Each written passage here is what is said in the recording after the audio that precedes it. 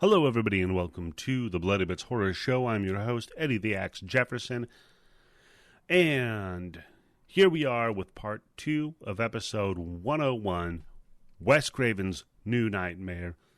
We had to divide this one in two because it's a 4-hour-long episode. I hope you guys enjoy the remainder of this. We're going to pick up right where we left off. I've just got to make a quick little note here.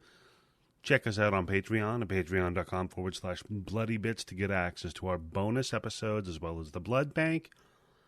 And, of course, a special thanks to our guest this week, Bobby Trippett from the Grindbin. You can check out the Grindbin anywhere in the world that you can listen to podcasts. We love them. You'll love them. Manscaped.com, promo code BITS20. Also, we just got a new pack of their stuff in. It's great. Go get it and smell better. And smell better than Freddy Krueger's balls with leather pants on. That's probably not good. Anyhow, enjoy the episode. We'll see you next week, guys. Bye.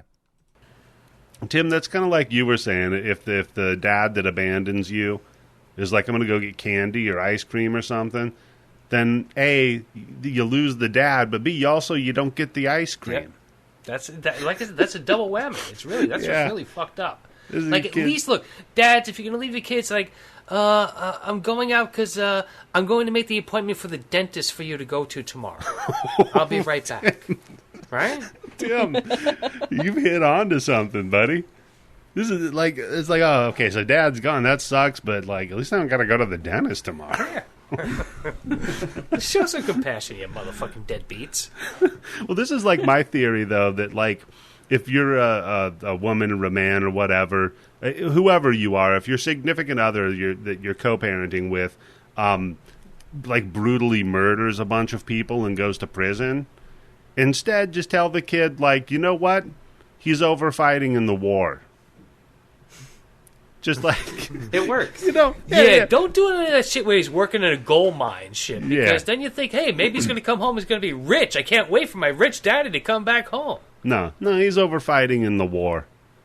Don't Kids worry. too young to know if there's a war going on. Yeah, just some vague war. There probably is one. And we're in America. There's probably some. Given time? Come bombing on, somebody. Exactly. Your dad's a merc. He works for Blackwater. Oh, God, yeah, there you go. Well, no, that's about as bad as the mass murderer. It's kind of the same thing, actually. Except he gets but one gets paid for it. Yeah. So, she's like, okay, well, he's dead. I want to go see his body. So they're like, oh, well, right this way. And then they move the little velvet rope. And I have in my notes, who's watching, Dylan? This is what you call it. This is what you call it the babysitter from the Babysitters Club of the Year, right? Yeah. The Babysitters Union. Like, Julie doesn't live there. She's not on call. Oh, man, shit. Double overtime. Yeah. This fucking time of the night. Yeah.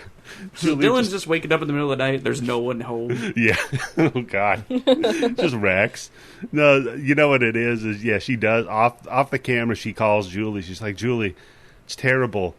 Chase is dead. I gotta go down and look at his dead body because I'm weird. Go poke his corpse. I want to go poke his corpse real quick. Can you come watch Dylan? She's like, I don't know. Neither one of us has poked each other in a real long time. Wait a second. Have we ever seen the babysitter and the husband together at the same time? Oh, you're saying this is That's a Mrs. why this Doubtfire? babysitter is overcompensating. Oh, shit. Tim, we've got a Mrs. Doubtfire? Mm-hmm. So Chase is just dressing up as Julie and spending more time. No, Julie is the one that he's having the affair with. I like my answer better, Tim. I think it's funnier that Chase is just dressing up as Julie. No, so she makes the call to Julie. Julie hangs up and turns to the camera, and you see the dollar bills for the eyes. Cha-ching! She's like, one parent down. I'm getting a hell of a lot more money. I'm going to milk this one. Now I'll just keep slipping the kid the psychotics. The mom can't deal with him. And there you go. Now would be a good time for me to bring this up. Original rough draft of this movie. Okay. Julie is a villain. Really? Original draft of this movie, Julie is an operative working for Freddie. Okay. So it's like a cult? She's the one who's been sending the pages in the mail. We haven't talked about that yet, but she's the one who's been sending all the weird pages in the mail. And she's been kind of orchestrating things to make it easier for Freddie to come through. Oh, I never thought about the mail angle before, Bobby. That's a good point. Yeah, who's been sending the fucking letters? Or making the phone calls, for that matter. But, okay, interesting. Yeah, phone calls maybe, right? But that's electricity, spirits, or baby electricity. Yeah. But Wes eventually abandoned that and just made her the greatest babysitter who ever lived. Yeah, just the most ride-or-die babysitter ever. Dude, you are getting your fucking $15 an hour worth out of her, I'll tell you that. So, Heather goes to ID the body, and like you guys pointed out, they're just like bodies in the hallway at the morgue. Yeah, These she guys just are wanders in walking there. around, yeah. And there's a dude eating, because you have to have a guy eating in the morgue. Yep, guy eating a sandwich. It's like the candy snatches and somebody needs a shit. toe. That's where you go? Just walk around the fucking morgue? There's 2 or 3 dead bodies in the hallway? And you're like, Wes. It's like a pick-apart there. You're like, Wes, people died. Real people died, Wes. Hey, look, they got in the shot. Okay? True. We told everybody, if you don't want to be in the shot, get out of the hallway. Oh, do you think they paid the family members of the victims like scale or for extra work? Most of the organs have already been on a scale, so they might not get paid too much. Good news, your dad donated his body to Hollywood. You're gonna be a star. Honestly, I've said this years ago to someone that instead of donating my body to science, I want to use my body for stunt work. Like instead of a dummy drop or something, I'm going to blow somebody up. Oh, shit. There's got to be some country where you can do that. I'm sure. Where can I get away with that? Because I want that. Just I want Bobby. my body flying through the air. Man. Just If Bobby only you could go back Knievel. in time, like to the 70s, and go back to the Philippines, they could probably. That's probably illegal. Bobby, I could probably set up like duct taping you into a motorcycle or something. I could probably make that happen. We could just do or a gorilla remake of Weekend at Bobby's. Oh, there Why am I a gorilla in this? Well, I mean, no, we got to do it quick because you're really a dead body. You're going to be decomposing in 72 hours, so it's got to be filmed in 48. Oh yeah. We're not getting permission to film anywhere. Don't worry about that. That's what they mean by the first 48. It's how much time you have to use the body before you got to get rid of it. Yep. Oh, it's starting to stink. Get rid of him. We're going to need another Bobby. So, and we can hear dudes with, like, saws and shit, just, cutting through rib cages, and it's fun. She just None of them have wanders in face and masks is like, on or anything like that. Nope. No. Because they're all about freedom in this morgue. Yeah. This is a real open-air morgue. The note that I have is... If you work in the hospital and you don't want to get a vaccine, you're going to be working in the morgue. Yeah? Yeah. The only people you can't kill. Yeah. The only note that I have here, Bobby, is it's handy she showed up on the one day that they weren't fucking the dead bodies. Oh, that'd have been real awkward. Yeah. Hold on, I'm almost like, done. I'm looking for Chase Parker, or just like or whatever their last name is in this, whatever his last name was, and they're like, I didn't want to know his name. That really ruins it for me. Yeah. Oh God, now I can't do it. Well, another thing is like, who are you, lady? And why do you want to see this? Can you just walk? Can I just walk into a morgue tomorrow and just like go? Let me look at that one. I want to see that guy. What do you got in a size 8? Yeah, Tim, you know what? You got any more on the back? Just give it a shot and let us know how it goes. If you can, I'll send you a digital recorder. I want you to do like a man on the scene. If I'm not here for episode 102, you know why. Oh, I like this. Bloody Bits Investigates. Mm-hmm. Got Yobo on the scene. Yobo on the scene. There you go. So, yeah, she goes over. He's like, lowers the cloth a little bit. You can see his face. And just a little hint of something on his chest. And he's blue like a Dawn of the Dead zombie. He is blue like a Dawn of the Dead zombie.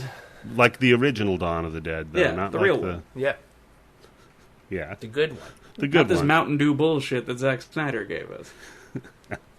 I liked the movie. Yeah, Candice. Mountain Dew is I made by liked the Pepsi. movie. Yeah, no, Mountain Dew. No, Bobby's got something there. Mountain Dew is made by Pepsi. Mm-hmm. And that's a Pepsi kind of zombie movie, right? Like, is Zack Snyder's okay? Yeah, I guess. Yeah. If that's all you got. Yeah, if that's what you got. Yeah, I'll take it. Do we have to have the zombie baby? Yeah. Zach's okay, yeah. It's a new generation. The choice of a new generation. I will admit the Zombaby was a misstep. It worked better in Dead Alive. I think the Zombaby worked. I think it was the best part. No, the Zombaby has to eat his way out of mommy. That's it. Out of zombie mommy. It just brought up so many questions. So then, he pulls the cloth back over the guy's head, and she's like, no, I want to see some more. She's like, hit me.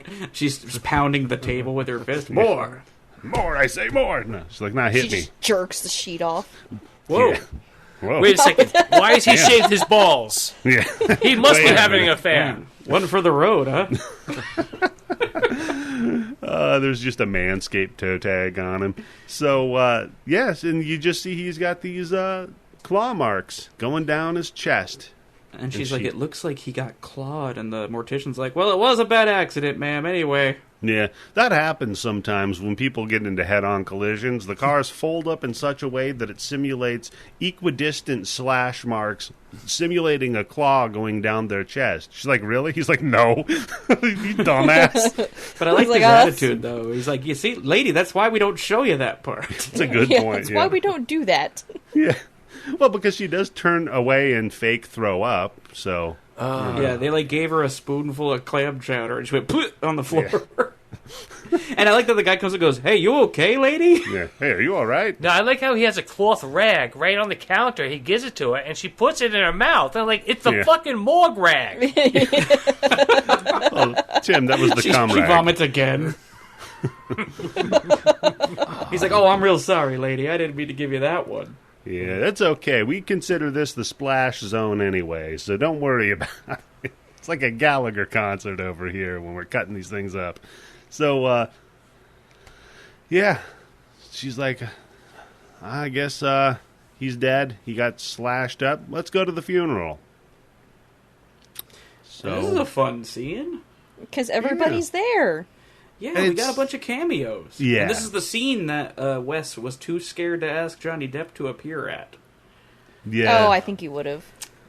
He said he would have. It's what, a fucking 2-hour shoot if he's doing... This is the only scene that he was supposed to be in, that's it. That's it. Just show up in a nice jacket and stand there looking sad. Just don't play your fucking guitar, okay? That's all I ask.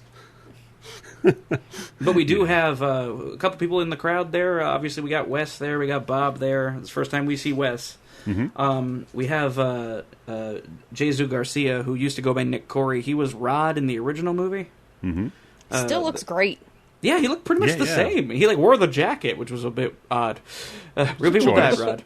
But just so you'd know it was him. He wore the Rod Lane leather jacket. Tuesday Night from Nightmare 4 was there. Yep.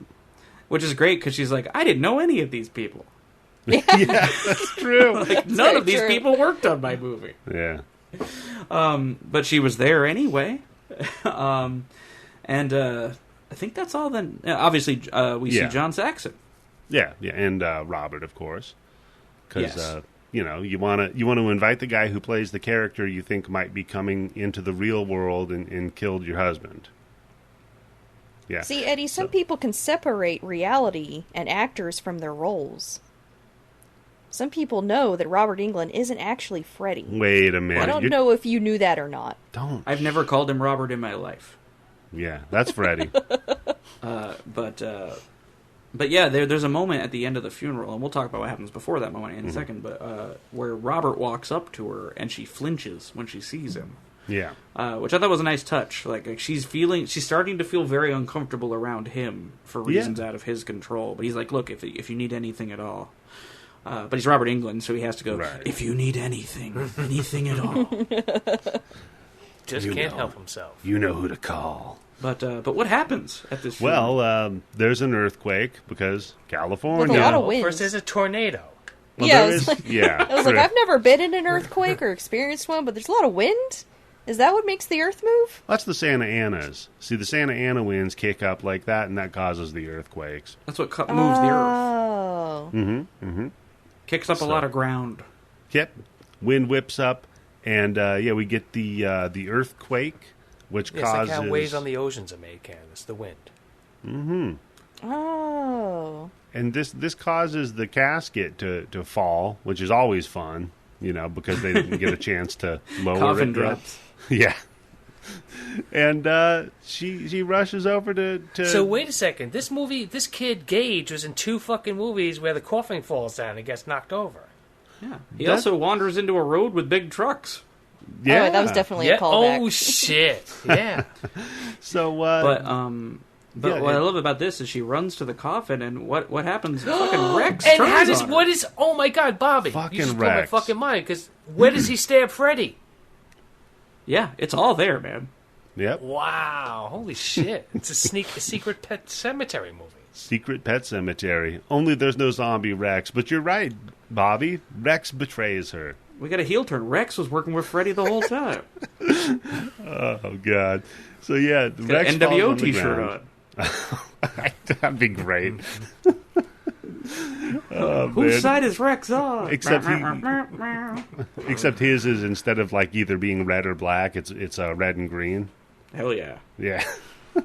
So she goes to try to catch a coffin with her bare hands and keep it held in the right position. Go try to shovel her dead husband back into the fucking casket. Turns around, Dylan's missing.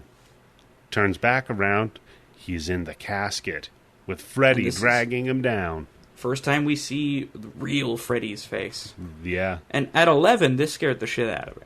Yeah. Yeah. Understand. Now It's a little good less design Freddie. on his face, yes. I like the design. It's interesting because he's not burned anymore. This Freddie, No. he just has like splits in his face, He showing looks like the Uncle muscle Frank. underneath. Well, I mean, isn't it Little kind of bit, like yeah. the thing? Isn't he becoming real and coming into it? So maybe he's kind of like regenerating a little bit? Kinda, yeah. And we're seeing a bit more of like the demon's real face coming through the Robert Englund visage. Right. But yeah, he's pulling him down into, I guess, hell, down in this coffin thing, and she dives in after him. Yep. And then we cut to reality, though. Well, before we cut to reality, though, we also see Chase sits up. Oh, yeah, that's right. Yeah, dead Chase She manages sits to up. get Dylan out of Freddy's grasp, and then Chase is suddenly... He's as close to tells her her. as Sam Rubin. Yeah, and he's as creepy as Sam Rubin because he's like, hey, stay with me. Because you're all I need. And then, yeah, we cut back to reality. She's like, Well, what? don't forget the greatest fucking head bump maybe ever filmed. When she Pretty- bashes her head on the fucking pretty. rail of the coffin. Pretty good head bump. And she's got that bump for the remainder of the movie, man. Mm-hmm. It's a good one. But she's rescued by the real hero of this movie. Yeah. John Saxon, baby. John Saxon, come to the rescue. He's like, hey, you tripped on that dinosaur. Yeah. What are you doing wrestling with this coffin? Do you need me to kill the dinosaur for you? I'll do it. I've done it before. Hey, Yeah, I was going to say, not the first dinosaur he's killed. Yep. you fell in that coffin, and I don't like when people fall in coffins. Yeah, so he whisks her away real quick. And, yeah, everything's fine.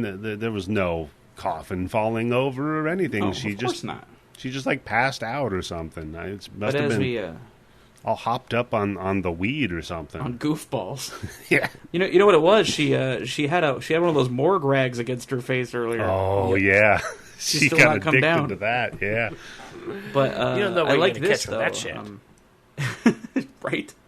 But as we leave this scene, the last thing we linger on is Wes, and he's kind of looking up at the sky like there's a disturbance in the forest. He's like, something's off. That scene, yeah. He just looks This is up the first I'm meddling in affairs I don't understand. Yeah, he just kind of like, it zooms up, we see some palm trees and a little wind, and it's like, A bird flies by, and he's like, wait a minute.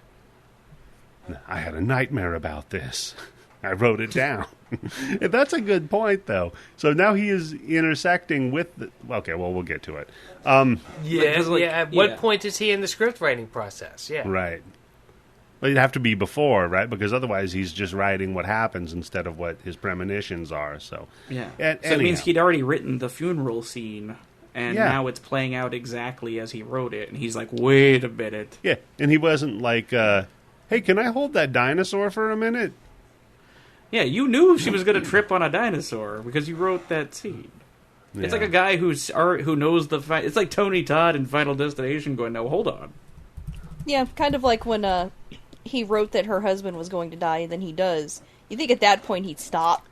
Mm-hmm. Or at least be like, this is in poor taste. Yeah. Real people were hurt, Wes. The inability to stop is another... This would be a good time to talk about this part from the original first draft. Okay. Originally, this was not how Wes was to be depicted in this movie. In the original first draft, Wes is out in, like, the Nevada desert, being driven around in a van by Michael Berryman. What? Is he doing an Art Bell? The idea, not quite. The idea of it is that he is being forced to write the new Freddy movie by Freddy, and he's on the run because he's convinced Freddy's going to kill him. He has cut off his own eyelids, and he's in the back of a van furiously typing on a typewriter while Michael Berryman drives around in the desert. So it is like Alan Wake. Yeah. Oh, damn, Eddie, you're right. And he was like, better yet, I'm just Wes Craven. Yeah. And I don't know what's going on. Makeup time. Yeah, that'd probably be, less makeup time and easier to act. He was like too demanding on himself to do this. For some reason...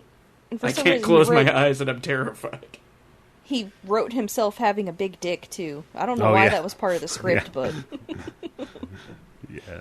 They have to find prosthetics to put in there. Can I get that one from Boogie Nights? We can just slide it in there. No, Wes, for the last time, we can't get you a prosthetic dick from Boogie Nights. Quit it. So, you're going to be a shining star, Wes. But imagine if we were cutting away to that, though. Yeah, that'd be a hell of a thing to cut away to. Just why did he call up Michael Berryman? Mad Maxing through the desert with no eyelids. I could see it. So now then we cut back to the house. Dylan's up again, watching Nightmare in a Trance again. Just like me.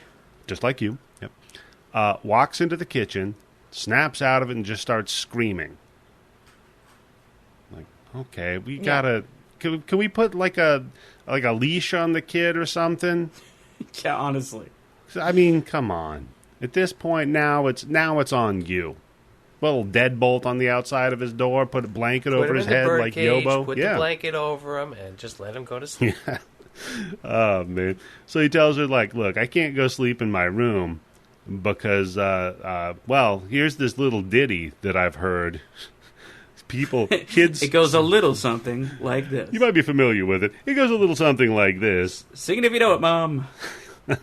And he starts up the...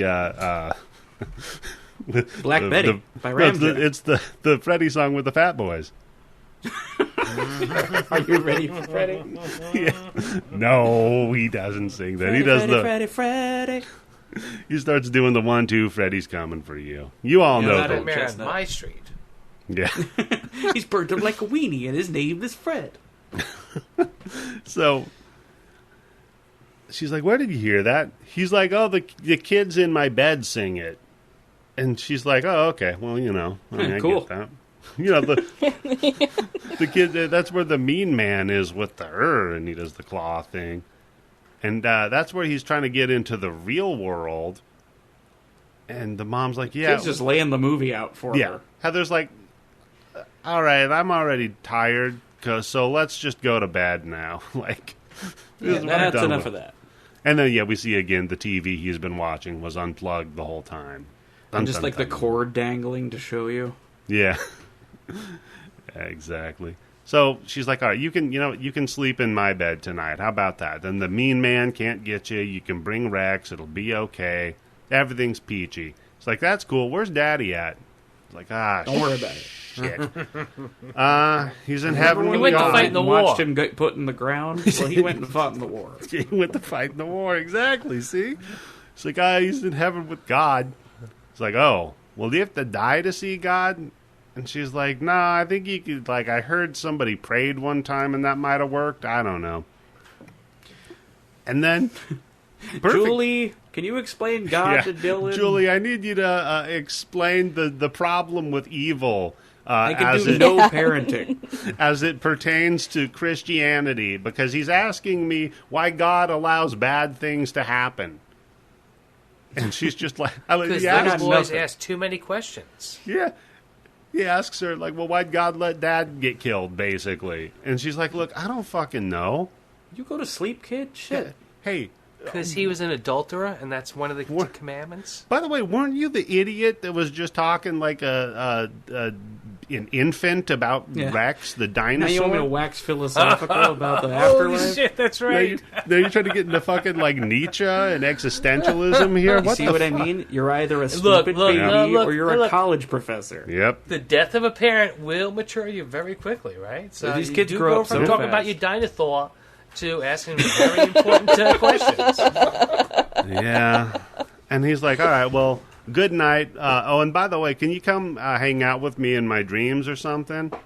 And I'm like, yeah, adopt this kid off. He's got to go. Yeah, off to the foster home, buddy. Yep. Yeah, because either the kid is crazy or he's just fucking with you. He's watched the original movie and now he's just fucking. Right? I like that. Like he watched it. He's like, this movie kind of sucks. I'm gonna fuck with mom. Yeah, he's like, hey, I bet mom's real vulnerable now. I could fucking work this into just her being completely checked out as a parent and get away with whatever the fuck I want.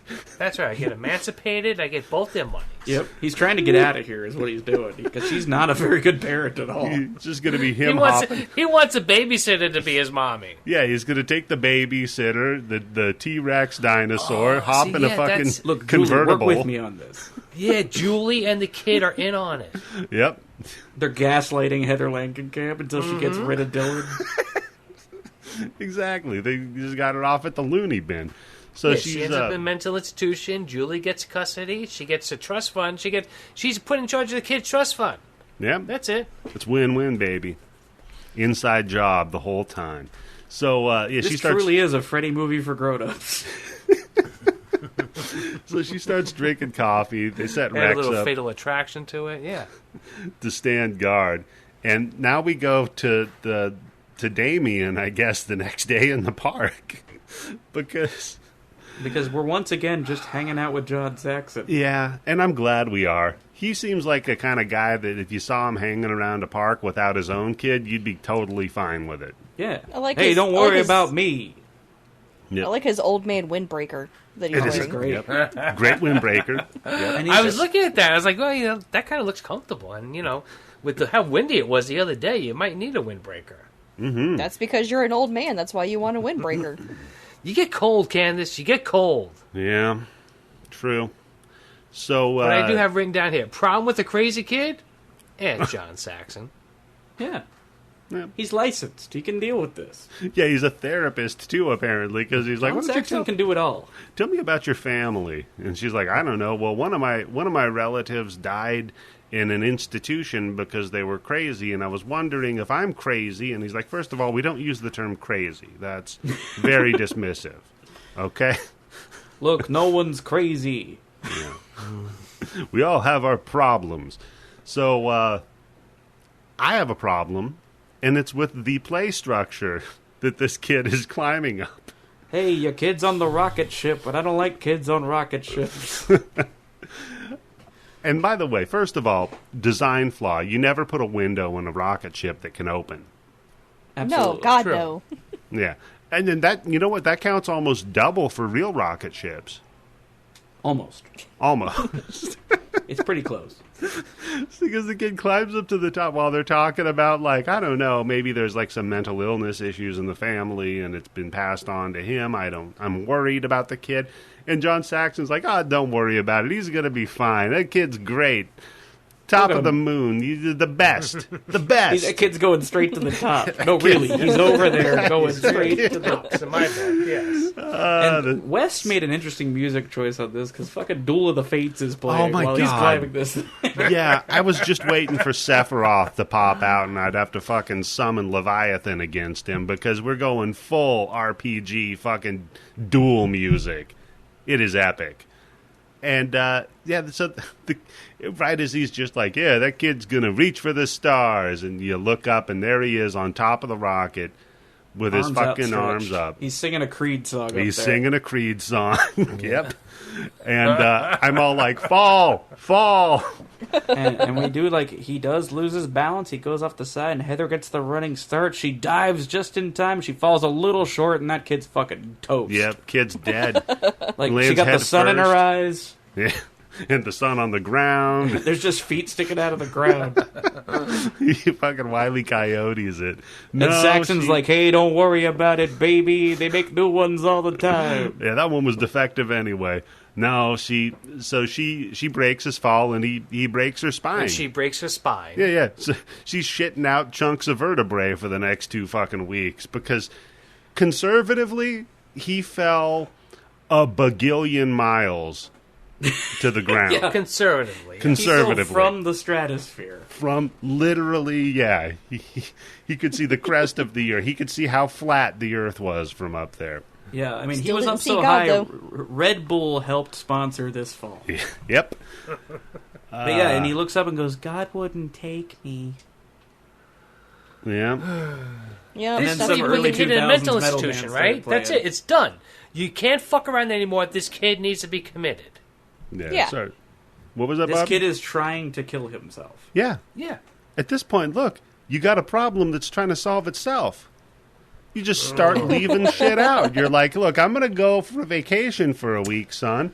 Here's a gun. Here's some pills. There's a knife I'll leave over you with the there. babysitter, so if anybody has to answer the Child Look. Protective Services, it's going to be her. But They look, reenact go ahead. the montage from the first Nightmare on Elm Street movie. She's putting gunpowder in the light bulbs and Yep. putting the sledgehammer in the Yeah, doorway. yeah. Oh, but it's all for him. She's She the just only puts- one who can stop him. She just sets a box of Pop-Tarts up on the bathtub and then sets the toaster down next to it. She's put holes in the stairs at home. She's plopping Bisquick in there. Yeah. Oh, God. She's calling up Robert, asking him to watch the kid. Anybody got the number of that limo driver? I want him to swing by, take a look at the kid for a minute. No. So, she doesn't try to kill her child. Instead, she takes him home.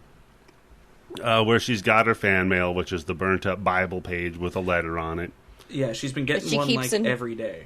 And She Bobby, keeps in her stalker drawer. we got to talk about the junk mail, buddy. Too much of it, okay? She's getting these Also- fucking letters every day. Every day? And she's calling like, hey, can you take me off the list? And the mail carrier's like, I can't control that shit, lady. She's like, look, the junk mail is Can't what I pays sign a my waiver wages. where it's just like, it's up to you, Bobby, what mail I get? No. I trust you. Okay. No. What if so I've offered this as a possible solution to junk mail. Can I subscribe to, like, here, post office, here's $25 a year. Just don't bring me the junk mail. No. No, because they'll pay $26 to bring God the junk damn it, mail. you're right, Tim. Then it's an arms Also- race. And also, I guarantee you, majority of the carriers, even if you have that little cut, are like, fuck you, and just throw it in your box. Yeah, that's fair. What I used to do is I used to just write return to sender on all that shit and then stuff it in the outgoing, and then they got mad at me. Yeah, because that sucks, because all we do with that stuff is throw it away. It doesn't Yeah. get back to the sender. So you're just telling an in-between. You're telling the middleman, hey, you I throw this know. away for me. You know what, then? You know, I will tell you, Bobby, the mail person I have, she has told us countless times, and I do not do this, but whenever she sees me, she even wrote a sign. Anybody who puts their junk mail in the return mail pile, she's going to stop delivering to us. Oh, hey, Because win-win. what everybody's doing, they're just going to the mailbox, all the junk mail, they're just putting it on the windowsill where, like, you're supposed to put, like, oh, this isn't my apartment, it's supposed to go to 5N, right? Yeah. And she has to go through all that fucking shit to look for which one's supposed to be the wrong fucking apartment versus which one's telling, hey, your BJ Club membership ran out, 50% off. You know what? Some hero should do, because we have one of those shared community mailboxes here. Somebody should just leave their recycle bin out on the side of the street open for people to just throw their junk mail directly into next to the shared mailbox. Compost that shit. You can recycle it. Not all of it's compostable. A shared mailbox? Do you mean for, like, outgoing mail? No, so there's like a giant mailbox that's got a bunch of slots in it that have individual keys that you use to open up. It's okay. the term is a gang box. It's like where everyone goes it's to a the same gang box. centralized A gangbang. location.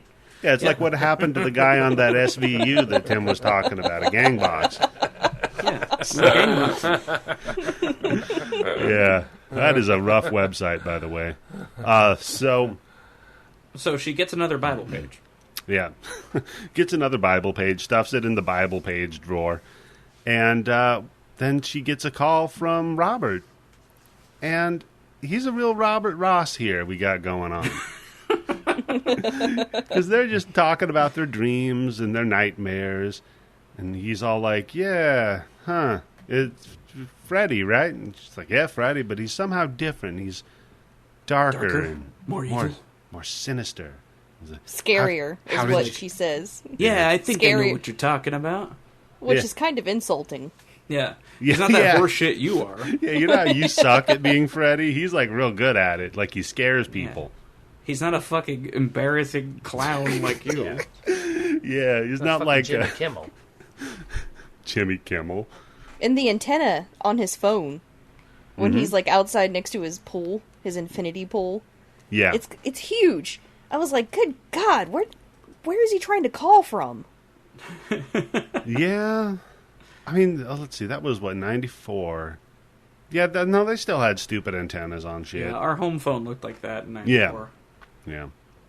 Because you see the cell phone that she has in her car? That's an old-ass fucking cell phone. 94? That phone. You needed the big antenna, yeah. Candice, back then, did you guys upgrade from tin to aluminum cans, or were you still using you guys are talking about phones. I'm like, what the hell are you talking about? Were you still using Candice smoke was still signals? sending birds. Sending birds, yeah.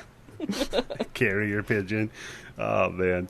So then we see Robert's like, so, I talked to Wes about where he was on the script. He says he's at the part where Dylan tried to reach God. Whatever that means. No. It's even worse than that. He said to him, he said something like, I asked him, like, how far is he from finishing the script? Yeah. And then that's when he says, as far as Dylan is from trying to reach for God. And I'm like, get the fuck out of here with that line. For real. That's stupid. I'm sorry. That's how writers talk, don't you know? It's always cryptic. Yeah. It's, you know what, he'd been listening. listening. Englund is like, cool, man. Yeah. I don't know who Dylan is, but all right. He'd been listening to that song Personal Jesus a lot, so maybe that's what he was getting on about.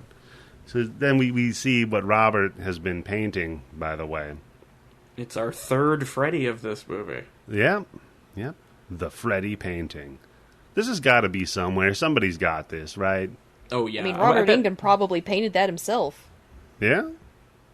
I mean, a lot of stuff from this movie did end up in the possession of the cast members. Makes sense. Actually, I'm pretty sure he's like a ceramics person. He likes to make pots. Huh. I can see that. If I remember correctly. Yeah, I haven't broken into his house in a long time. I gotta look for that painting. Yeah, next time you're stalking him, let us know what you find. Because I know, was it Miko Hughes' dad bought that entire playground from that scene. Really? Yeah, they got a lot of acreage on like their ranch where their family lives, and so they were going to tear down that park after the movie was done shooting. And his dad was just like, "I'll buy it. I want the rocket ship." Specifically, the rocket ship. I got Pet Cemetery money for my kid. I'll buy There's a picture of grown Nico hanging off the rocket ship. Yeah. So he bought the rocket ship that the kid in the movie almost died from, and gave it to his real life kid. Yep.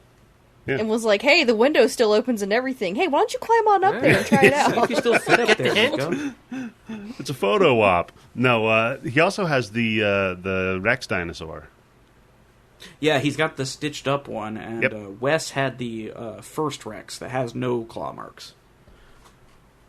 They each held on to those. Yeah. Well, I'm sure everybody wanted the clawed one, but Nico ran off with it. Wes is all pissed off. Where'd that little fucker go? Bring that dinosaur back in. Should have killed you off. Yeah. Should have had you dead. So, then we got, excuse me, another night with Dylan wandering around. And Freddie doing the old claw hand through the bed with Heather. Yeah, that was fun. The hand coming up. Classic, yeah. Reaches up and Heather wakes up here in the It's sort of the bathtub scene. Sort of, yeah, but not between her legs and more beside her head. No, we're classy now. This is a movie for the grown-ups. Come on. Right. Yeah, we've classed it up a little bit. She wakes up hearing also a silverware drawer getting dumped out. And she's like, fucking Dylan again. Fucking Dylan again, this fucking kid. He's selling the silverware for drugs, isn't he? Yep. Why are all of our spoons burnt? Oh, God. Man. Or she just hears Dylan playing the spoons. She's like, oh, that's at least like something. He's it's like the breakdown in that Soundgarden song. Oh, except for that's creativity, so she's gonna get even more pissed off. Got to stomp that out immediately. Now, instead, she goes out. He's chanting again. Again, I wrote down adoption on my notes here. It's the answer. And then this time he's got a fun trick that you've probably pulled off a time or two, Bobby. He's taped a bunch of knives to his fingers and tried to kill her. I 100% Butter did knives. that. I taped steak knives to my fingers and tried to kill Heather Langenkamp. Statute of limitations, baby. Bobby, you're the reason she moved to England. That makes sense. I liked that show. Yeah. Oh, man. So, no, it's a dream, though. She wakes up from that again, but he is in the kitchen. So, don't worry. He is almost as crazy, just not quite that crazy. Because he's taken all of the pages out. And he's laid them on the floor, and he's put them into order, and it says Hawthorne's Peen. And I'm like, wait, who was Hawthorne? Hawthorne? What the fuck? Was that the limo driver? Oh, that makes sense. No, that's not what he wrote. That's the wrong anagram. Yeah. Well done, though, sir. You're as good at anagrams as he is. No, because it says answer. Tsar's nephew. Answer the phone. Tsar's nephew. And he's, marching around with Rex, chanting "Never Sleep Again," and yeah. It's a fun time, man. Yeah, we're all just having a blast. Phone rings. And this is where shit gets not funny real fast. Yeah, because it's Freddie. And Wes reminds you of a little detail about Freddie that most filmmakers gloss right over. Yeah. Oh, yeah. Yeah, because Freddie just says, tells I touched him. I touched him, and then sticks the tongue out the phone. Because remember that movie? Yeah. And then, he does that, and then Dylan goes, bleh, and then the phone goes, bleh, and then Heather goes, bleh, and then Julie runs in and goes, bleh. It's like a Family Guy bit. It's like Stand By Me, yeah. Yeah, exactly. It's like the pie eating contest. Only it was the kid touching. The kid touching contest. Remember that from Stand By Me? Oh. No. Stephen King would never write a sexual scene. He would never write a weird sex scene with a bunch of children. Never. Come on, he's classier than that. He's an adult horror writer. So Dylan bites into an Alka-Seltzer, and so does Freddie. Yep. Well, I just had the phone comes. So that's what's in his mouth. Oh, yeah. Well, he did say he touched the kid. Is this Candice? So now I can't show this episode to anybody. Candice. I almost made the joke, but it was beneath me. So it makes sense. So was Candice. The person who's beneath all of us would make it. That's why we have Candice for the low-hanging fruit. Exactly. Yep. She's right there. Bam. Yep. Nails it. Okay. Just hanging it low. So she takes him to the doctor because Freddie touched him. And I'll let that just hang for Candice. And the doctor got seems... fingered by Freddie. Freddie. First Freddie got fingered. Now Freddie fingered... Never mind. Shared universe. Shared universe, exactly. We meet... Who could forget that scene where John Saxon jerked off a bull? Look what I can do. I'm a farmer, baby. That movie's so much better than you remember it being, by the way. Freddie got fingered. Very fun. You turned me around to that movie. I did. hated that fucking movie, and then we did it in a live stream. Oh, God. You know who you could never turn around on that movie, though, was this fucking doctor. Immediately. Oh, man. Immediately. Dr. Hefner's just immediately grilling Heather. Oh, so you showed your kid the fucking movie, so that's why he's in here. There's a reason for this. Yes. And she's like, that's why kids are the way they are these days because they watch movies like this. I'm 100% convinced. Yeah. I read it on Facebook. This character is a bit of subtext here. This character is a meta thing in this movie. Hefner was the last name of the chairman of the MPAA. Mm-hmm. That Wes Craven fucking hated because he was constantly on this crusade about, what if children see this movie? Yeah. And so he made a character that's constantly going like, it's because you showed him these damn horror movies. Yeah. You know what, though? He does have a point, because all four of us grew up watching these movies, and look at us now. Yeah, we're fine. Yeah. You hear what Candice I'm a is saying? success. Mm-hmm. And my kids are growing up watching these movies. Yep. It's generational trauma. I don't constantly try to reach out to random people on the internet for validation or anything or attention. Nope. I'm perfectly well adjusted. Absolutely. Yeah. So, yeah, she's just fucking pissed off. She's like, all right, well, we're going to keep your kid overnight because, you know, we don't want him to watch the movie. She's like, you know, his dad just fucking died. That might have something to do with it. She's like, no, it's the movies. Nope. So It's definitely the movies. we're going to keep You're a him woman. overnight. There's something wrong with you, yes. Yep. You need to get out of here, by the way. You're crazy, too. So then she whispers to another one of the nurses, you know, this kid's probably schizophrenic or something. She drew a baseball into a screw and held it up to the other nurse. To the other nurse. And then Wow, she held it up. I haven't had that image in my head in like 45 years, Bobby. Thank you. She just holds it up and then points at the kid. It does a quick little... Yeah. Just writes that up and then here's your diagnosis and hands it to Heather. What? You've got a picture of a bat and a bell and it says ding. I don't know what this means. Could we not do the bottle caps from underneath those fucking beers from years ago? So no.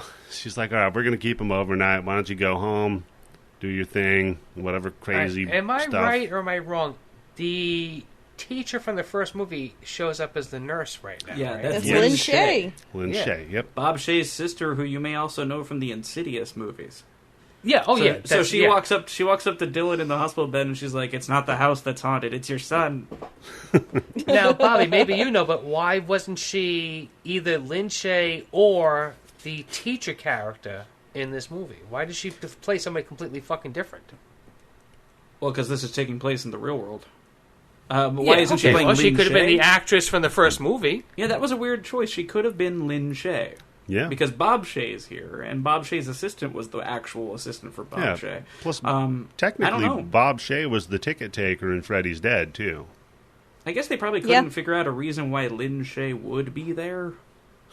I guess he's just like Unless rolls Heather over also in hangs bed, out with Lynn Shay. gives her yeah, they're just friends. Like, she only knows people from the first I just love God. that name, Lin Shay. It just sounds like a form of kung fu. What do you know? I fight Lin Shay. Oh, man. Like, Doesn't I give take us- martial arts further. Sounds like a method of decorating your house, Ling Shay. Yeah, the Lynn Shay is all off in this movie.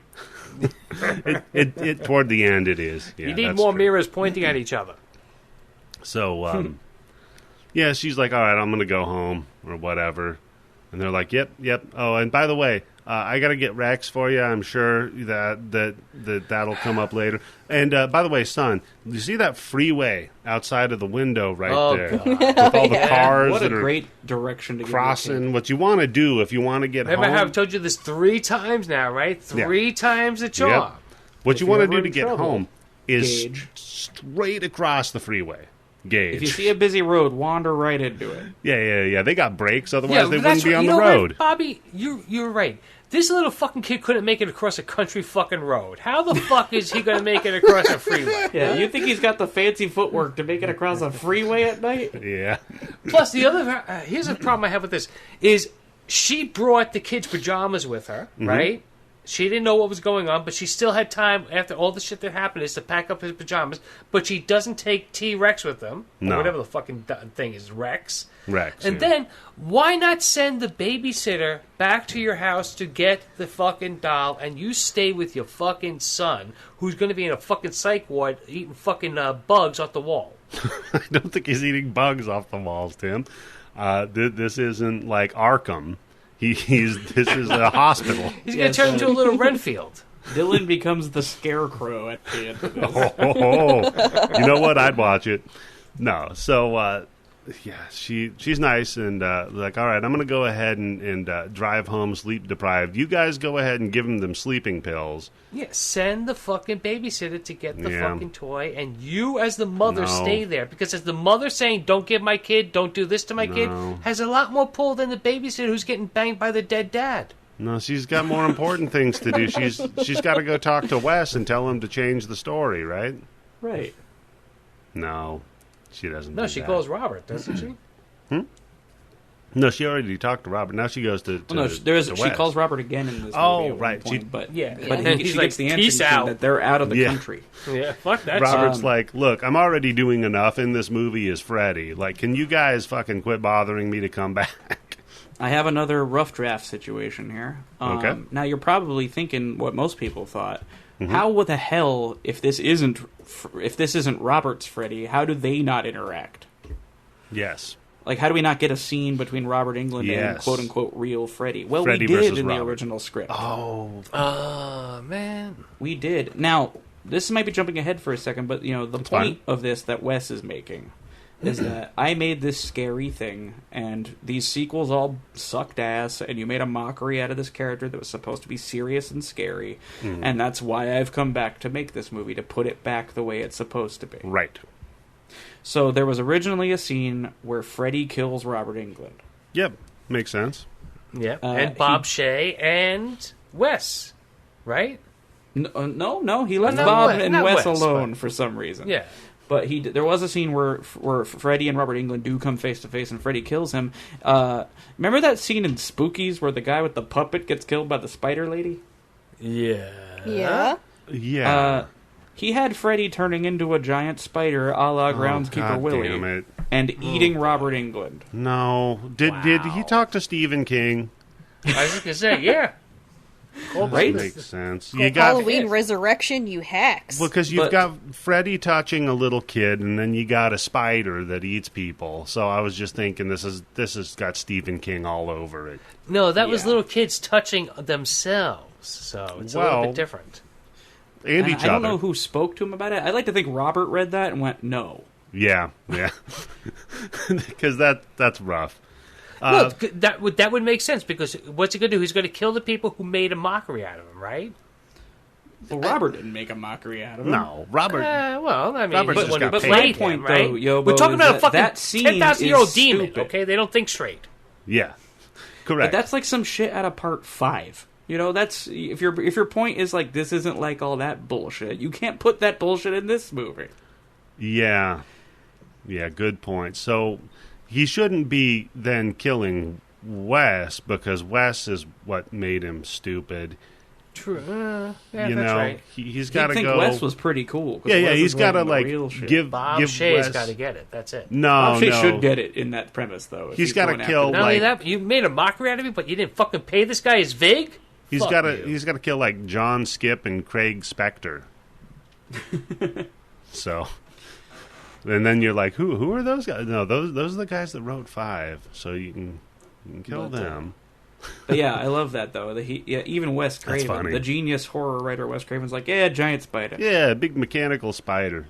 Like, fuck no. We're not getting some giant red and green striped spider eating Robert Englund trapped in a web. Spiders were big there for a while, right? I mean, literally and figuratively. Yeah, they were a big thing. Wild Wild West. It was going to be in that Superman movie. Good times. So I'm going to have one more that's even worse. Oh, no. I can't wait. We'll get to it when we get to it. So we find out, though, that the kid, pro-level cheeks the sleeping pill and sticks it under his pillow. He doesn't pro-level it. I saw him cheek it. I saw the same thing, too, yes. Anybody can see that he cheeked that. No, I'm not saying... That's why you give the kid Candice a pill, has a lot you smack him in the face to drug 2 a times. child. That's true. Yeah. That's why you Candice have to crush their medicine. No, Candice open your mouth, lift your tongue up. I gotta make sure here. So, no, he stuffs it under his pillow. Now we get the scene where Heather calls Robert. He's not home. And then she meets with Wes. Oh, boy. And Take it she away. asks, She asks Wes about the script. And he says, well, I'll tell you She's what... like, Wes, what's this movie about? You know, what is this movie about? He's like, I don't know. What the hell are we doing?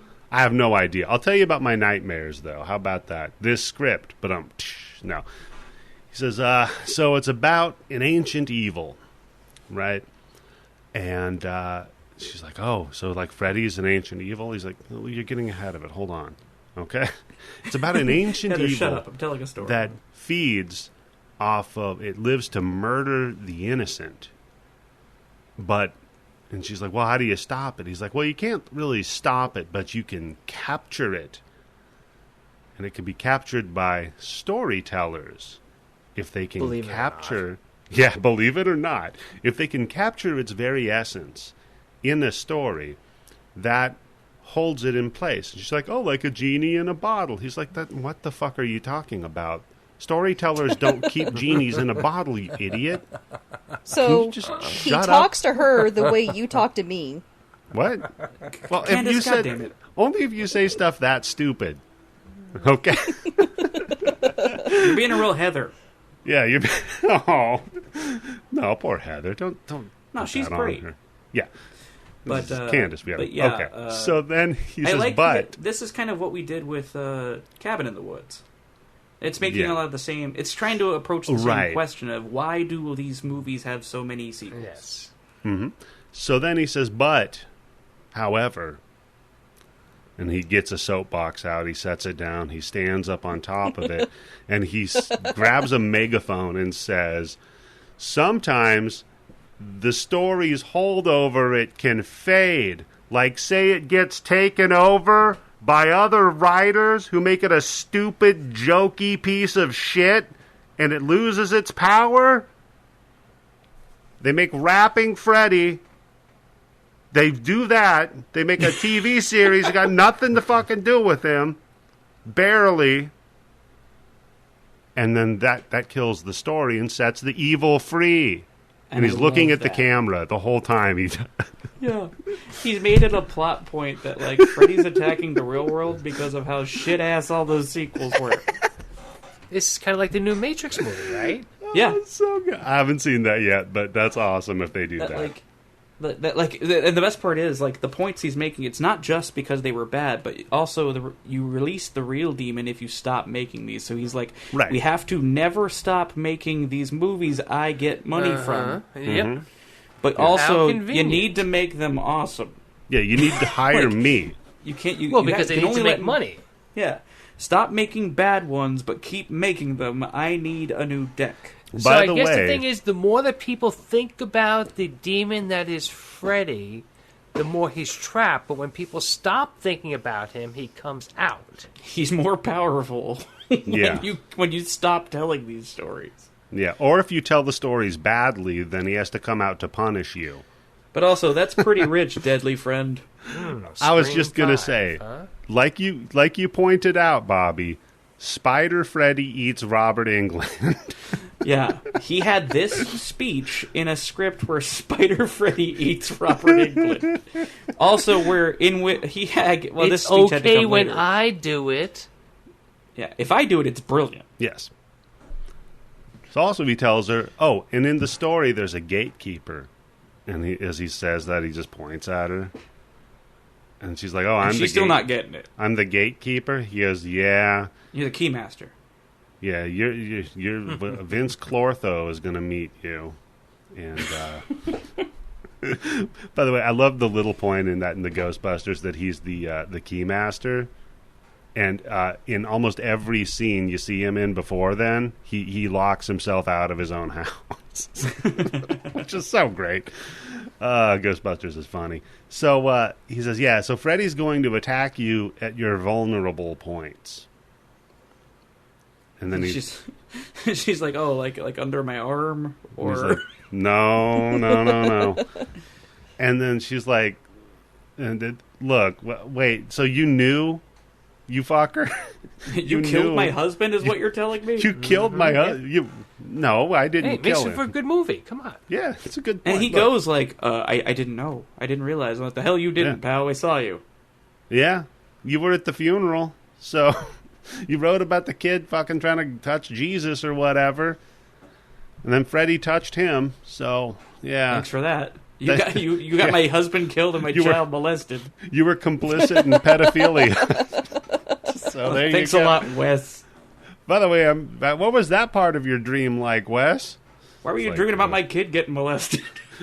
Gotta go. I got a meeting. I gotta get out of here. Zip. Michael Berryman's waiting outside the van. I gotta leave. Yeah, I gotta cut my eyelids off. So, why did I write that? Why? Damn it. No, so, then we get the fun little thing where the camera goes to look at the screen of his computer, and it's their conversation. The last, couple sentences they said to each other are on his computer screen. And then fade to black, and it fades to black. Fucking Wes.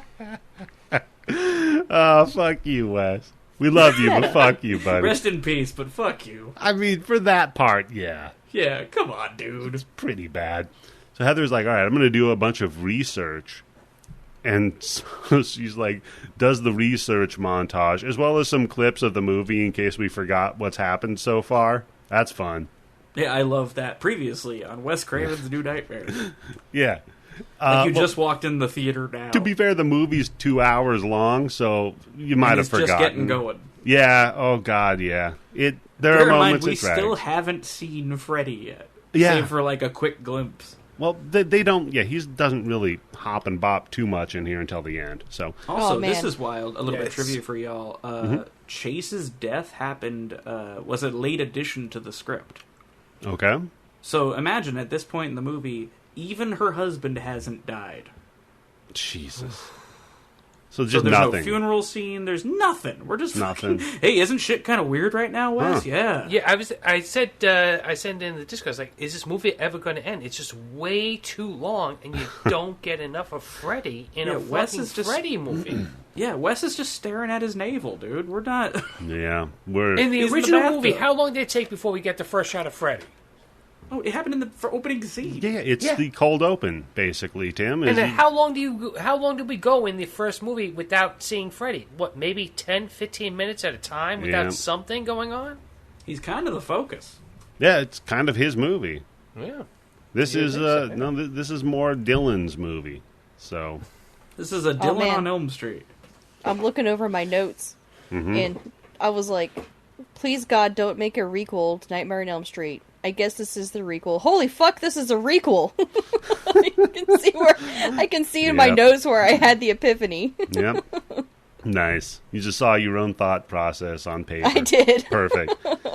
So, yeah, she's doing the research. She sees, sleep deprivation can mimic schizophrenia. So she takes that diagnosis of screw and ball and crosses it out. The TV pops on, and it's the news. Is your husband's assistants were found dead. They were slashed up in the middle of the fucking desert, and the glove's missing. I'm like, also, okay. the glove's missing. Also, the glove is missing. Heather. So, cool. Is that going to come up? Maybe. We'll see. No, another earthquake instead.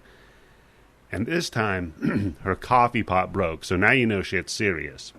Yeah, because she can't keep drinking coffee anymore. Yeah. And you know how they get about their coffee? Mm-hmm. I saw that T-shirt at the mall. Yeah, with Garfield on it. Yeah. It says something about Monday, and it was not favorable. So then Freddie pops out of the closet. No, this isn't Nightmare 2.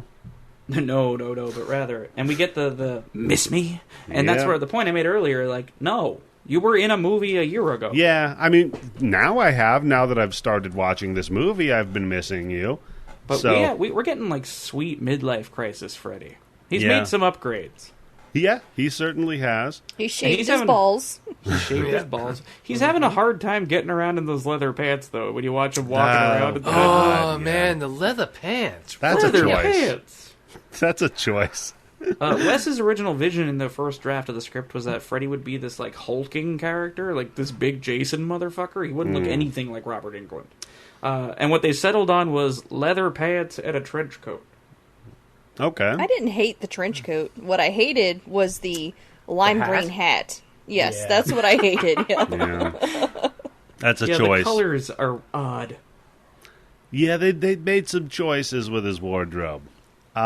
So they struggle for a little while. And he calls her Nancy. Calls her Nancy. Yep, pins her down, calls her Nancy, and I'm beaten off. Then there's another tremor. She wakes up. Oh, that wasn't in the movie, Eddie. That was because you were beaten off. Now that's what the tremor was. Oh, yeah. shit. Okay, that makes sense because I was watching it in here and my hand might have been bumping against the table. Okay. Yeah, no, she wakes up and her arm is all cut up. And she's like, oh, shit, Dylan. I'm like, wait, what? Dylan? Okay. So she's like, I got to go see Dylan, but my arm's all cut up. And, now we've got the plausible deniability that it was maybe the coffee pot that cut her arm up, so maybe it wasn't Freddie. Who knows? She runs off to the hospital, and Julie's there. And she's like, I don't know, I just had a nightmare. I wanted to see Dylan. And I'm like, no. Something wrong. Nope. Yeah, no. You don't get paid enough to care. Yeah. It's a hand that rocks the cradle situation. Yeah. She's way too invested. Oh, she's breastfeeding that kid even though he's 8 years old? Yep. Oh, boy. Damn. Freddie never actually touched him. She just planted that evidence. Oh. So that was breast milk then. It wasn't cum is what you're saying. Yes. Okay. So I get those mixed up. Charles will like that. So they're like, look, we want to see Dylan. The doctor's like, absolutely not. No, this is not visiting hours. He's fine. He's in an oxygen tank. And it's like, wait a minute. Yep. What? Yeah, man, should leave with that. Man, our healthcare system's fucked, guys. They're like, we've put him in an oxygen tank for no reason. That'll be fine. $35,000. Yeah, because he's okay. And then he's doing just fine. They're like, wait, what? Cut to, by the way, those cuts you've got on your arms, what the fuck happened? She's like, I don't know. There was an earthquake. It's like, what? There was no earthquake. Eddie just came. What are you talking about? Yeah. What are you talking about? Weren't you listening to the podcast? Eddie was jacking off. Shit.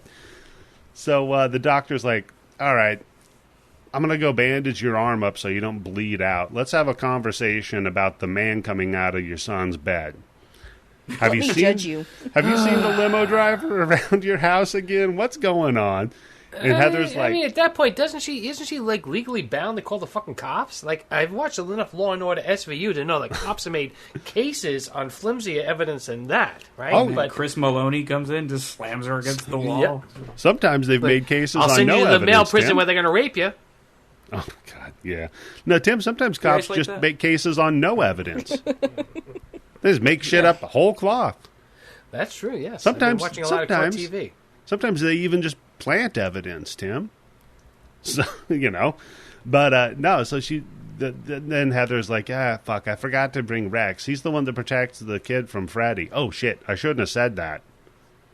The doctor's like, forget that part. So you have been letting him see your fucking movies, huh? What movies? What movies? You mean just the 10 of us? No, I haven't let him watch. That's a TV show. Ms. Langenkamp, have you been letting your son watch just the 10 of us? No. Well, is this where she says, like, every kid in America knows who Freddie is? Yeah, she says he's like Santa Claus, or what was the other thing? Mr. T. Mr. T.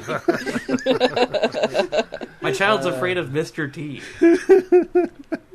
He's got this Sylvester Stallone doll he keeps at the foot of his bed. He's famous. Everybody knows. It's like Bill Cosby. Yeah, he's like Bill Cosby. Speaking of never wanting to fall asleep around somebody, let me tell you something about Bill Cosby. Anyhow, they're like, all right, well, we changed our mind. You can go ahead and visit your kid. Yeah, this hospital is like real loosey-goosey on all the things they do. Like, this place ain't on the up and up. I don't know what they're doing at all because she's just in the room with the kid. The kid's just falling asleep in the oxygen tank. She nods off. And then she pops up, and the kid pops up and is like, fuck, looking at her all scary Freddy face. And he takes off his finger monitor, and then he opens up the oxygen tent, and he goes full Linda Blair. Yeah, just bleh. And she's like, wow, Freddie really touched you today, huh? So, Mommy, look, I'm a dragon. Wait, did we miss the part where the nurses give the trick shot to the kid? No, this is coming up, Tim. Yeah, that's coming up very soon. Don't worry. That's I in the love scene this. with Julie. Yeah, I love the fucking trick shot. That's awesome. So that's not a lawsuit. Yeah, that's Bobby. I have that note here. I'm like, don't worry about it. You're going to own this hospital. So. Yeah, this is going to be Langenkamp Memorial. Yeah, and also not the hospital's first time doing that shit no, either, right? They had that shit worked out nice and smooth. Yeah, this is an audible they call very frequently. Like, there's a lot to that scene. Like, also, like, we'll get to that in a second, but, like, they weren't anticipating Julie being there. No. So they set that up with no resistance. Yeah, this is just a play they have in their playbook, is what I'm saying. Okay? So, this is Blue 42 at the hospital. Yeah. So, the doctors rush in. And the doctor's like, oh, well, we got to open the boy up, and pulls out a Freddy glove. I loved that. That was a good touch. The actress who plays Hefner was talking in an interview about that. About, like, for the most part, her role was really undemanding. She just kind of said the words. Mm-hmm. That's what they wanted of her. But she said when she put on that little, like, scalpel glove, she felt an electricity in her body. Like, she felt powerful suddenly. I'm like, okay, take it easy. That's bad. You shouldn't be feeling real strong right now. I got an Internet Movie Database her, because I got another person to put on my list today. All right. So. But we got to cut the evil out of this boy. Got to cut the evil out of him. I'm like, did they give him to the Amish family? Or are they trying to cut the evil out? So, no, it's a dream. Wakes up, and then she goes, tries to dive on him to save him from the scalpel Freddy glove doctor. Heather but man, does. we got to see Dr. Freddy for a second, because this is a serious movie for the adults. This isn't that you would never see Freddy dress as a doctor. Yeah, not in the cartoonish ones. That's only that's a profession. You have to go to college for years. Yeah, in the stupid ones, it's a nurse. Yeah, and also a doctor, or just a person with a bunch of drug syringes. Right? But yeah, you're full of shit, Wes. Yeah, like you're making Wes. The same bullshit everyone else did. Come on, Wes. So yeah, she dives on the bed, wakes up though. It's okay. Dylan's gone. They weren't the doctor wasn't really Freddy to kill him. That was a dream. And they're like, that also means that in the real world, they went in there to transport the child to a different room. Yeah. His mother was snoozing in a chair, and they thought, let's not tell her. Yeah, let's let her get some sleep. Let's not say anything while we move. So let's make sure she wakes up and the kid is gone. Yeah. He's in oxygen tent. Nah, fuck it. Let's take him out. You don't want to, like, shake her shoulder for a second and be like, ma'am, we're taking your kid to room 237? Listen, when you wake up and your kid's missing... 237. I'm glad you picked up on that joke. When you wake up and your kid's missing, that was planned. So don't worry about it. It's part of the whole plan. Yeah. Yeah, and I know nurses have no problem waking your ass up when you're trying to sleep in a hospital. That's all they do. They walk in, turn on the lights. They're like slamming shit around in the room, and you're like, "Fuck, dude!" I dozed off during a blood donation, and she dropped an elbow on. She threatened to cut your eyelids off. You're like, how did you know I wanted to be like Wes Craven? So then so they tell him, all right, well, we moved him. So she's like, shit, well, I got to go get him, and he's my fucking kid.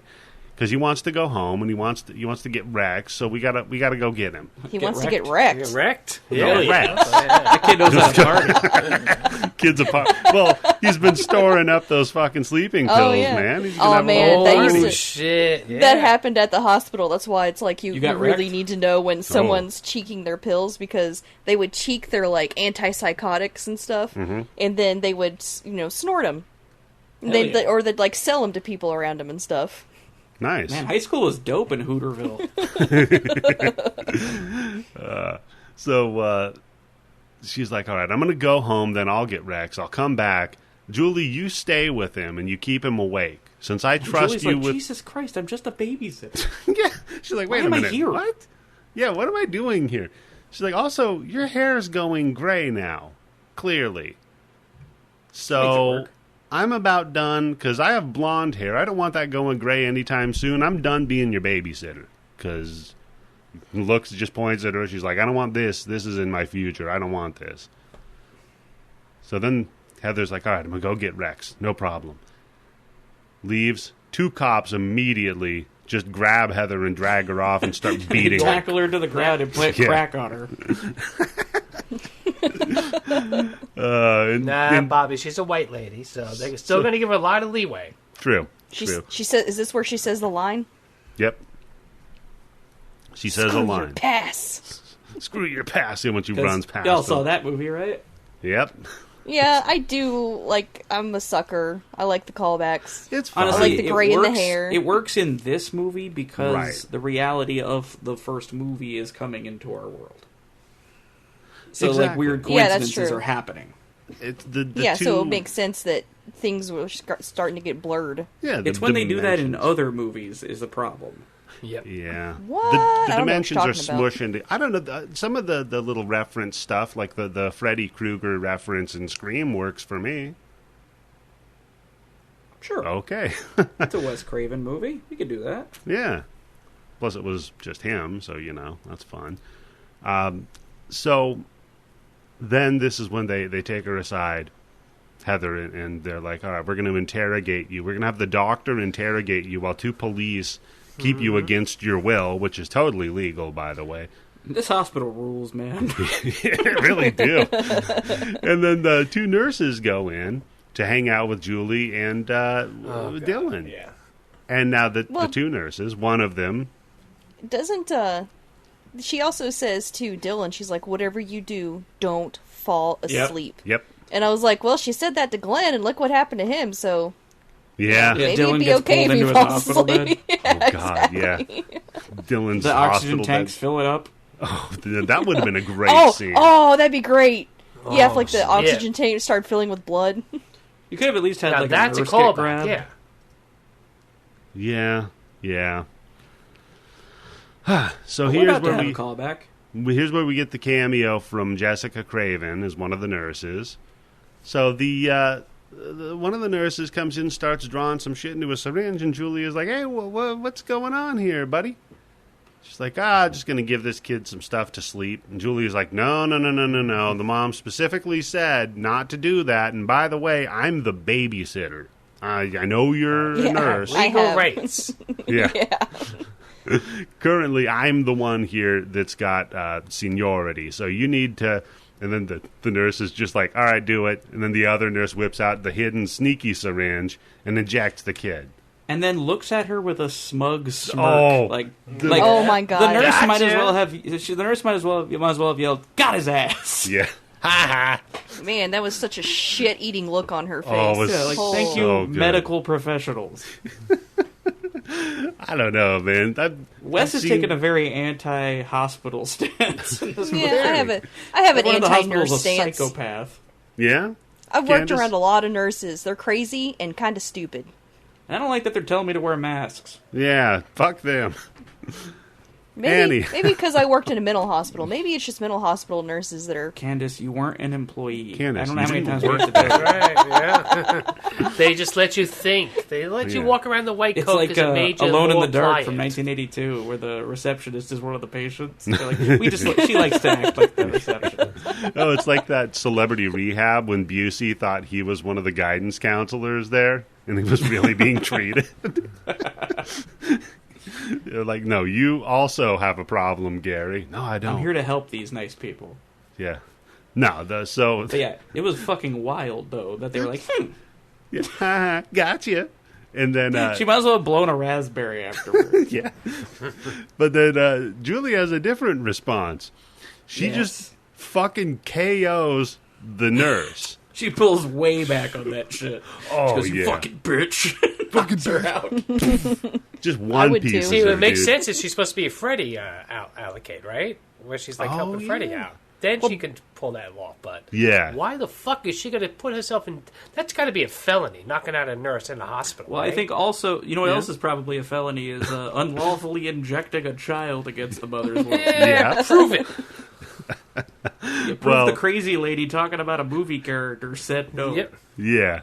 And then Julie's move, I love, knocks her out, takes the syringe, whips around to the other nurse, and is like, look, bitch, I'm going to stick you with this. You don't fucking know what's in it. I know what's in that. Yeah, And that nurse is like, So wait, she had another Good backup point. knockout fucking syringe, the nurse? No, so I think it was the same one that she used on the kid. Or maybe she just has like a bandolier belt of knockouts. That's what it has to be, because she had to put the whole fucking dose in the kid. You're not going to give the kid a half dose. It's like Planet Terror. She just has it strapped to her thigh. Kid was kind of short. Maybe they only needed to use half. Just give him half a dose. See how he does. Yeah. It's like we're taking edibles here. Yeah, exactly. Good point.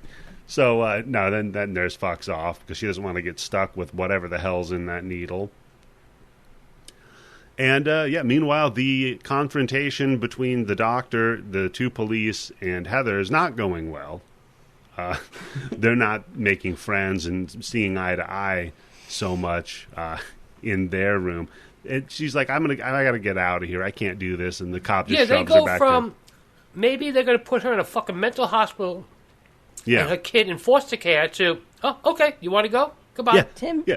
did you say that with a mouthful of food? Yeah. I got lemon head, sorry. You are a lemon head. Yeah, you lemon head. So, Got his ass. You're right. Exactly, though. Tim, they're like, all right, you can go. That's fine. What? Yeah, all this, No. don't worry about it. Water under the bridge. That's not how that works, right?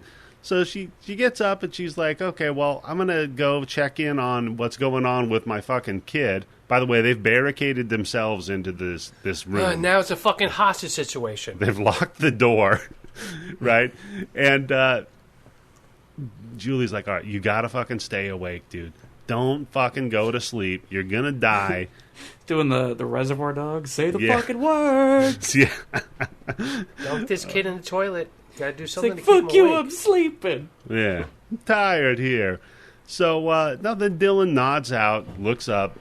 There's Freddie behind Julie. Oh, man. In his full bright green hat and his weird velvety trench coat, his leather pants. Okay, so then I this think you is... could break out in a fucking song from like Frank Sinatra. Yeah. This, you know what, Bobby? This should have been the NES Nightmare on Elm Street Freddy. Oh, You know all what I mean? orange? Yeah. Just, we go with that color scheme, right? Hell yeah. I'm down. So, Dylan, she's like, Dylan, what are you looking at? I don't like the way you're looking at me right now. What's going on? Yeah. Behind you, Joey. Oh, God, he's doing the Costello bit when the mummy's behind Abbott. What is it? What's behind me? You got to tell me what's behind me. She turns around. She's like, there's nothing here. I don't see anything. It's what you don't see that gets you. Because Freddie, Freddie just straight up hover kills her ass. Yeah, we're doing a callback to Nightmare 1 with, of course, with Tina, where he drags her onto the ceiling and he looks at Dylan and goes, hey, ever played Skin the Cat? Oh, it's pretty good. So, what's your guys' favorite kill from any Nightmare movie? Because that's my favorite. That's I think that's the that number is probably one the kill. best one. Yeah, I gotta agree. I think that Are you might talking be about my the original favorite. one or this one? The original. The original, yeah. Yeah. Ah, yes. I don't know, I'm pretty fond of the marionette one from part 3. Oh, yeah, that's a good one. Definitely a good Man, one. I watched that after, working at a mental hospital, and I was like, man, You this didn't work there. is like the worst place. They have She keeps people... hitting that thing. Work there. keeps saying work.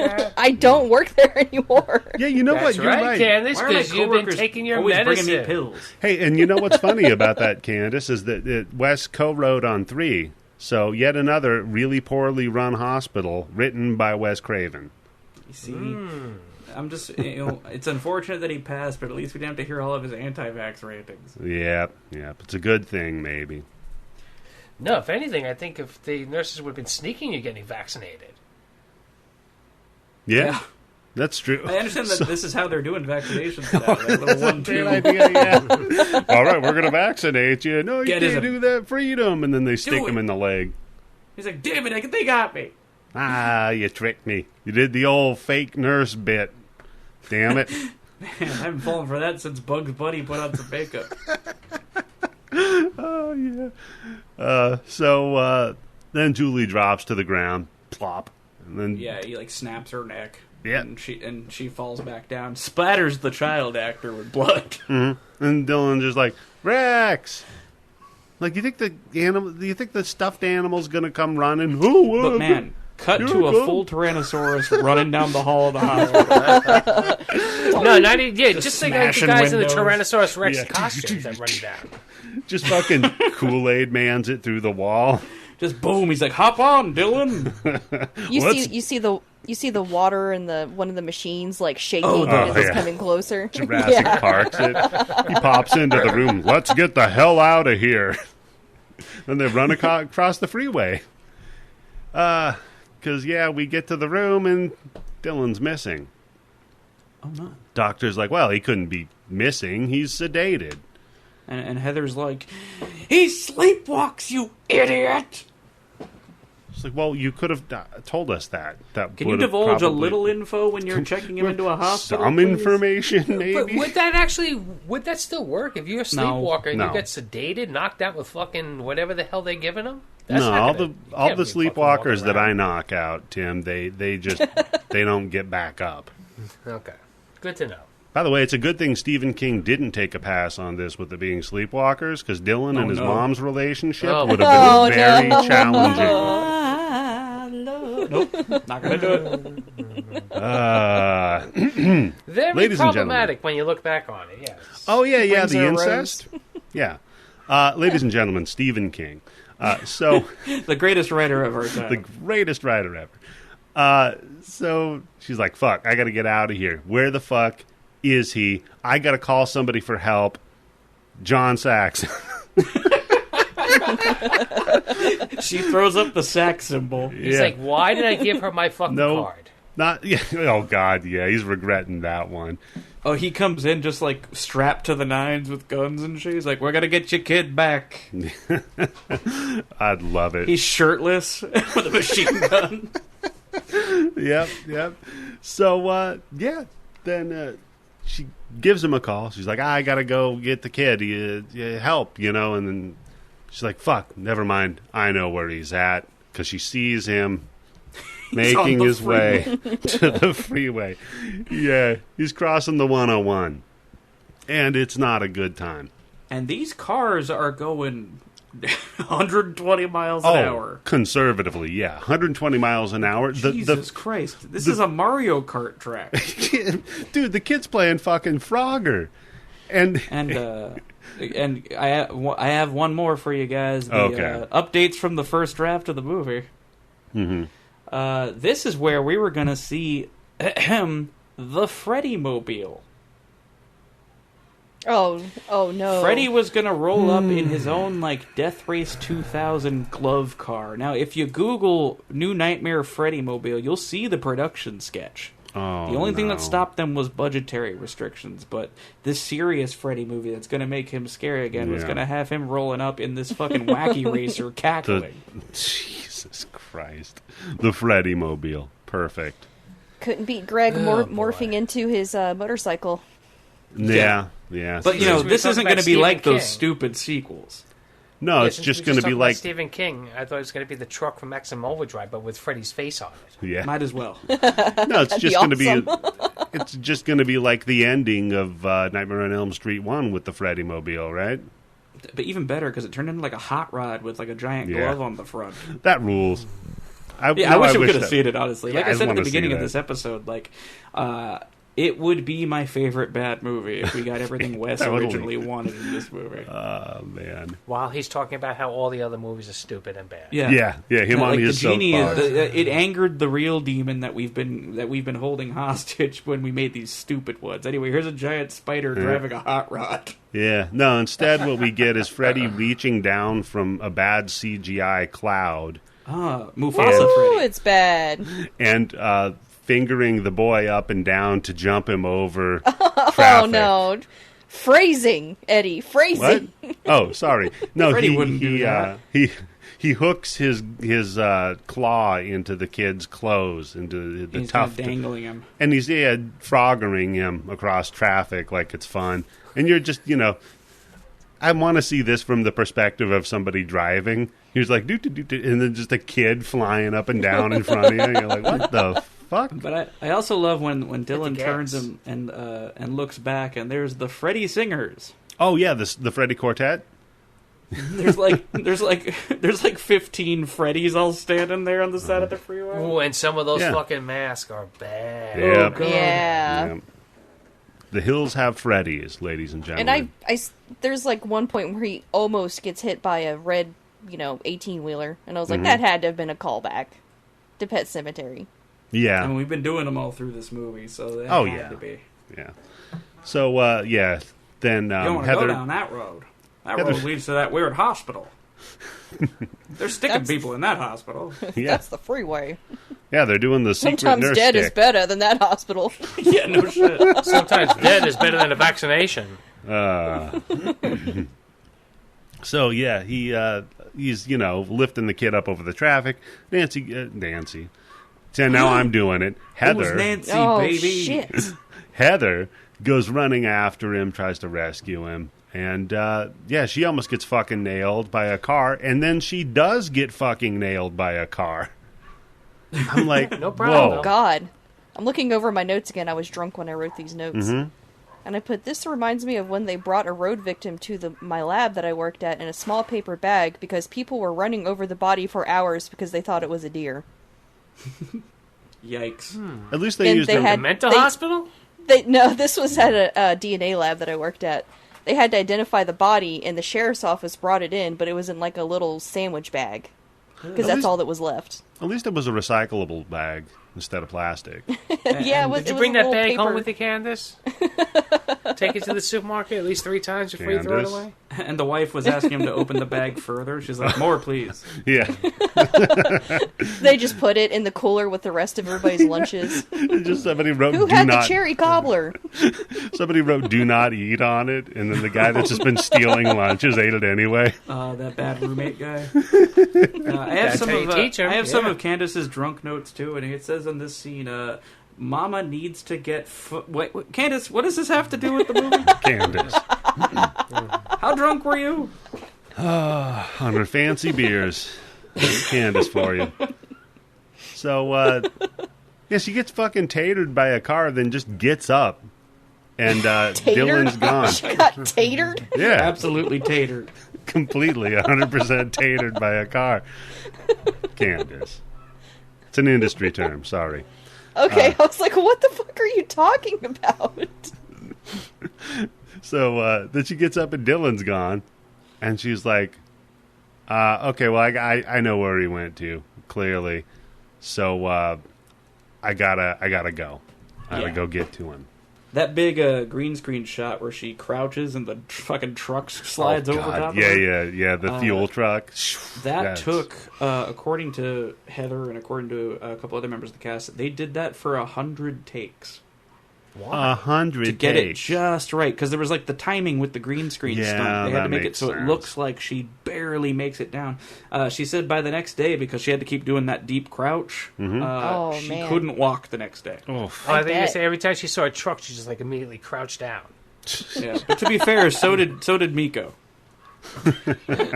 Everyone's just flinching when a truck goes by. Makes sense. Yeah, I want to go to Miko Hughes' house in a big Mack truck and just like drive by periodically to see what he does. Just honk everyone. Just hear a coffee mug break inside the house. Got him. Got his ass. So yeah, now we get to her house, right? Ramping up for the big finale. Get to the house, and John's there.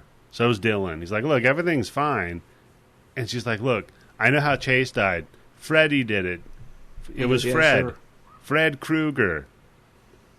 And he says, Nancy, that's not possible. You know, Freddie's dead. I told you, baby, Fred Krueger's dead. I'm like, wait a minute. Called her Nancy like I did a minute ago. He must be drunk too. Well, he probably was. I've been partying with this girl named Candice. She's got these Belgian beers. She's not great fucking company. Christmas underwear you ever saw. Not great company, but she's got good sandwiches marked "Do Not Eat" in her fridge. So, they got a loose meat one. So she says, "Look, Could be a sloppy Joe." yeah, he might have been named Joe. That's a good point. I guess a sloppy John Doe." Sloppy John Doe. Oh, nailed it. Yeah, I think Bobby and I were both going for it at the same time, and he let me have it. So Bobby, I'm going to share It's credit. your show, Eddie. I'm going to share credit with you on that one, though, sir. So she tells him, "Look, you got to call Robert. That's the guy who plays Freddy." I'm like, "Why are we calling Robert?" She only knows people from the old movie. I guess. Yeah, that's right. And John's already I'm there. too scared to call Johnny Depp about this. Yeah. Well, the yeah. babysitter's dead, so who else is she going to call? She's not going to Can't tell call Mom. Yeah. She can't call Wes because he's off on God knows what with no He's eyelids. in the desert with Michael Berryman. Yeah, no eyelids. So it's like, all right, shit. Well, I guess we're not. I guess we're in the movie now, right? Yeah, I loved that moment though because she goes, well, because of Freddie. He's like, who the hell is Freddie? Yeah. And we do the, why are you calling me Nancy? Why are you calling me John? Yeah. And when she says Freddie, he goes, I told you, baby, Fred Krueger's dead. And when you hear the police car, and he turns around and he's got a badge on. Yep. He's dressed as Lieutenant Thompson. It is the best part, yeah. It's so I good. on the rewatch now, I loved that. Oh, I yeah. always have, and this is still my favorite part is when John Saxon turns into Lieutenant John Thompson. And it's solid. He turns around and says, "I love you, Nancy." She says, "I love you, too." And while this is happening, Freddy's coming up out of the bed in the house. And then He's tangled in a bed sheet. He's like, Yeah. God, I can't. Well, But as soon as then- she says, "I love you too, Daddy," that's when he burst out. So he's Right. Because waiting. It's like She's that's the last accepted her piece, role yeah? now. Yep. She has decided to be Nancy. She's the gatekeeper. She let him out. And then they do the music. Yes. Do, do, do. The real music, not The the Jurassic weird Park music. Yeah. Yeah. Why does everything morph into Jurassic Park in my head? I don't know. Well, you have Rex, so I mean, it makes sense. Dinosaurs on the Dreamweaver brain. starts playing. Yeah. Yeah. So she runs in, and we hear Freddie. He's like, "I've got him. It's too late." But he's like TV. stepping on toys in the bedroom and falling over. Oh, and God, like, yeah. Shit. This kid doesn't know clean what? up nothing. See, Rex could trip her, but not Freddie. Really? Rex is working for Freddy. You're right. He's in on it. You're right. That son of a bitch, Rex. Turn fucking heel on him. God damn it. That's So- why the Jurassic Park music played. Yep. It was his intro music. So, yeah, then the TV pops on, and it's her scene from one where she tells her dad, "I'm going to get him. I'm going to get Freddie," Then we see the TV still unplugged. Got to keep that gag going. But she sees something on the ground. A pill. Oh. And now, you guys probably don't remember the whole thing about the breadcrumbs, but don't worry, they play the audio back. Thank God. I Previously. forgot, yeah. Yeah. And I was just getting flashbacks. This is how I lure my husband in the bedroom. Oh, yeah? With the pills? With Reese's Pieces, like Little E.T. blue pills. And then the door slams behind him, and he's like, "No!" Got his ass. Not again. So, And then your yeah. other friend who, quote-unquote, worked at the mental hospital hits him with a syringe. Yeah. Hits him with the Straight syringe. jacket. Those were just sugar pills. So, Oh, looking at my notes, 'cause my daughter walked into the room, and I put, "Speaking of my nightmare kids, my daughter just came into my room and said she's a demon that's going to haunt my dreams." All right. cool. Yeah, she did too. No. Time to adopt her Kids are out to hitting the that blood Amish. bank too much, Candice. Yep. You got to work out some kind of parental code. You got to send her to the Amish, I'm telling you. So she follows the trail of sleeping pills to his bed. There's one on the pillow. She picks it up, opens up the sheet. He's not there. Sets it back down. She's like, "Oh, wait, I got to join him." So she immediately pops all of the pills, ODs, and dies. So that's the end of the movie, folks. It was a really sad ending about dealing with the mental illness and loss. And, oh, no, wait, it gets better. So she then lifts the sheet up. Now there's a pill there. Gets in that. Climbs into the bed. Starts climbing down through the sheets. There's more pills. This is this happened in Requiem for a Dream, right? And then the refrigerator came alive or something. Yeah. Yeah. She had to get ready. She was going to be on TV. Yeah, she was going to go on that TV show again, and this time she was going to stand up to the fucking guy. She's got that red dress on. She's just waiting for that phone call. Yep. That's a fun watch. So now then the sheets turn into like a tent, and the tent area kind of turns into a Freddy-fied area, I like to call it. We got like a storm drain situation that turns into a slide. I gotta say, it was fun when they did it in the Goonies, but when you come out of Freddy's mouth instead, it's so much better. Just like a pinball. Yeah, it looks like Freddy Land, the most terrifying place in the world. It's this CGI hellscape with dragons flying around and fire, and she falls, like I said, into this pool of water from Caligula with the Greek pillars. Well, I think, isn't it supposed to be like symbolizing this is how old the demon is, that this is his real house? Look how old he's been around, how long he's been around. Yeah. Hasn't updated his interior in a long time. Yeah, because there's these clay jars there, and one of them says Lethe on it, which is a Greek potion that you would drink to make you sleep and forget. Wow. Hold on. How do you make that? Candice, look at that. I got a date later on, so my wife, I'm going to give her some of this. We're having date night, is what I like to call it. You just tell her, hey, you want to drink some Lethe? Nobody knows, except for Candice. Nobody knows what Lethe is. Hey, it's like absinthe. Oh, shit, the cops are here. Well, here we go. It's John Saxon, baby. Somebody reported you for letting your kids watch those movies. Heard you got some of those Belgian beers. So I've just got... she starts going through the boiler room meets the set from the movie Labyrinth. David Bowie's there. Yeah. He's wanting his pants back from Freddie. Yeah, you remind me of the... Never mind. You can go. She's like, you know what? You're going to take the kid? Keep him. Fuck it. Great. Thanks for the lookup. Cool. Hey, look, my hair color came back already. No, so she finds the screenplay on the ground. That's fun. So apparently, she finds Spaceballs the video. So she reads it. She's like, quick, I got to skip to the end and see what I'm supposed to do.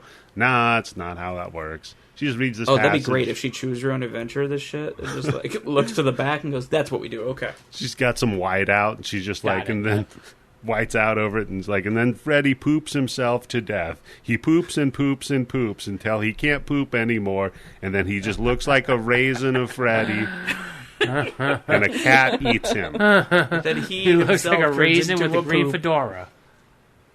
Yeah. No, that's not what happens, unfortunately. It just says that the screenplay is her life, and her life has become the screenplay, and life and screenplay. Then Dylan pops up to surprise her, because, instead of being like, hey, Mom, I'm coming, don't stab me. Don't stab me, yeah. He's like, hey, Mom, it's me here. She's like, ah. And that's just enough time of a distraction for Freddie to come in and get the drop on her. And he bounces her head off the turnbuckle, which is the jar of snakes. Are there snakes or eels? They look like eels. And she's all like, they look like eels, yeah. Because doesn't it get an eel in the eye? Yeah, which I was like, how do you stab someone in the eye with an eel? Okay, so... The eel had a knife in his mouth. The eel was armed? Hell yeah. We gotta arm the eel. It's the only way to stop him. After she stabbed him, she should have said, that's amore. No. Oh my God, Candice. You have that written down, don't you? That's a You have that written down. No, that actually just came up with that. Oh man. Speaking of my terrible jokes, I told one at work, and everybody loved it. This was not the mental hospital. Candice, you don't work there. They didn't love it, and there weren't other people. This was you alone in a rubber room. Before a meeting, this girl was talking about how she rescued a cat. Yeah, I am. Yep. Rescued a cat whose head got stuck in a jar.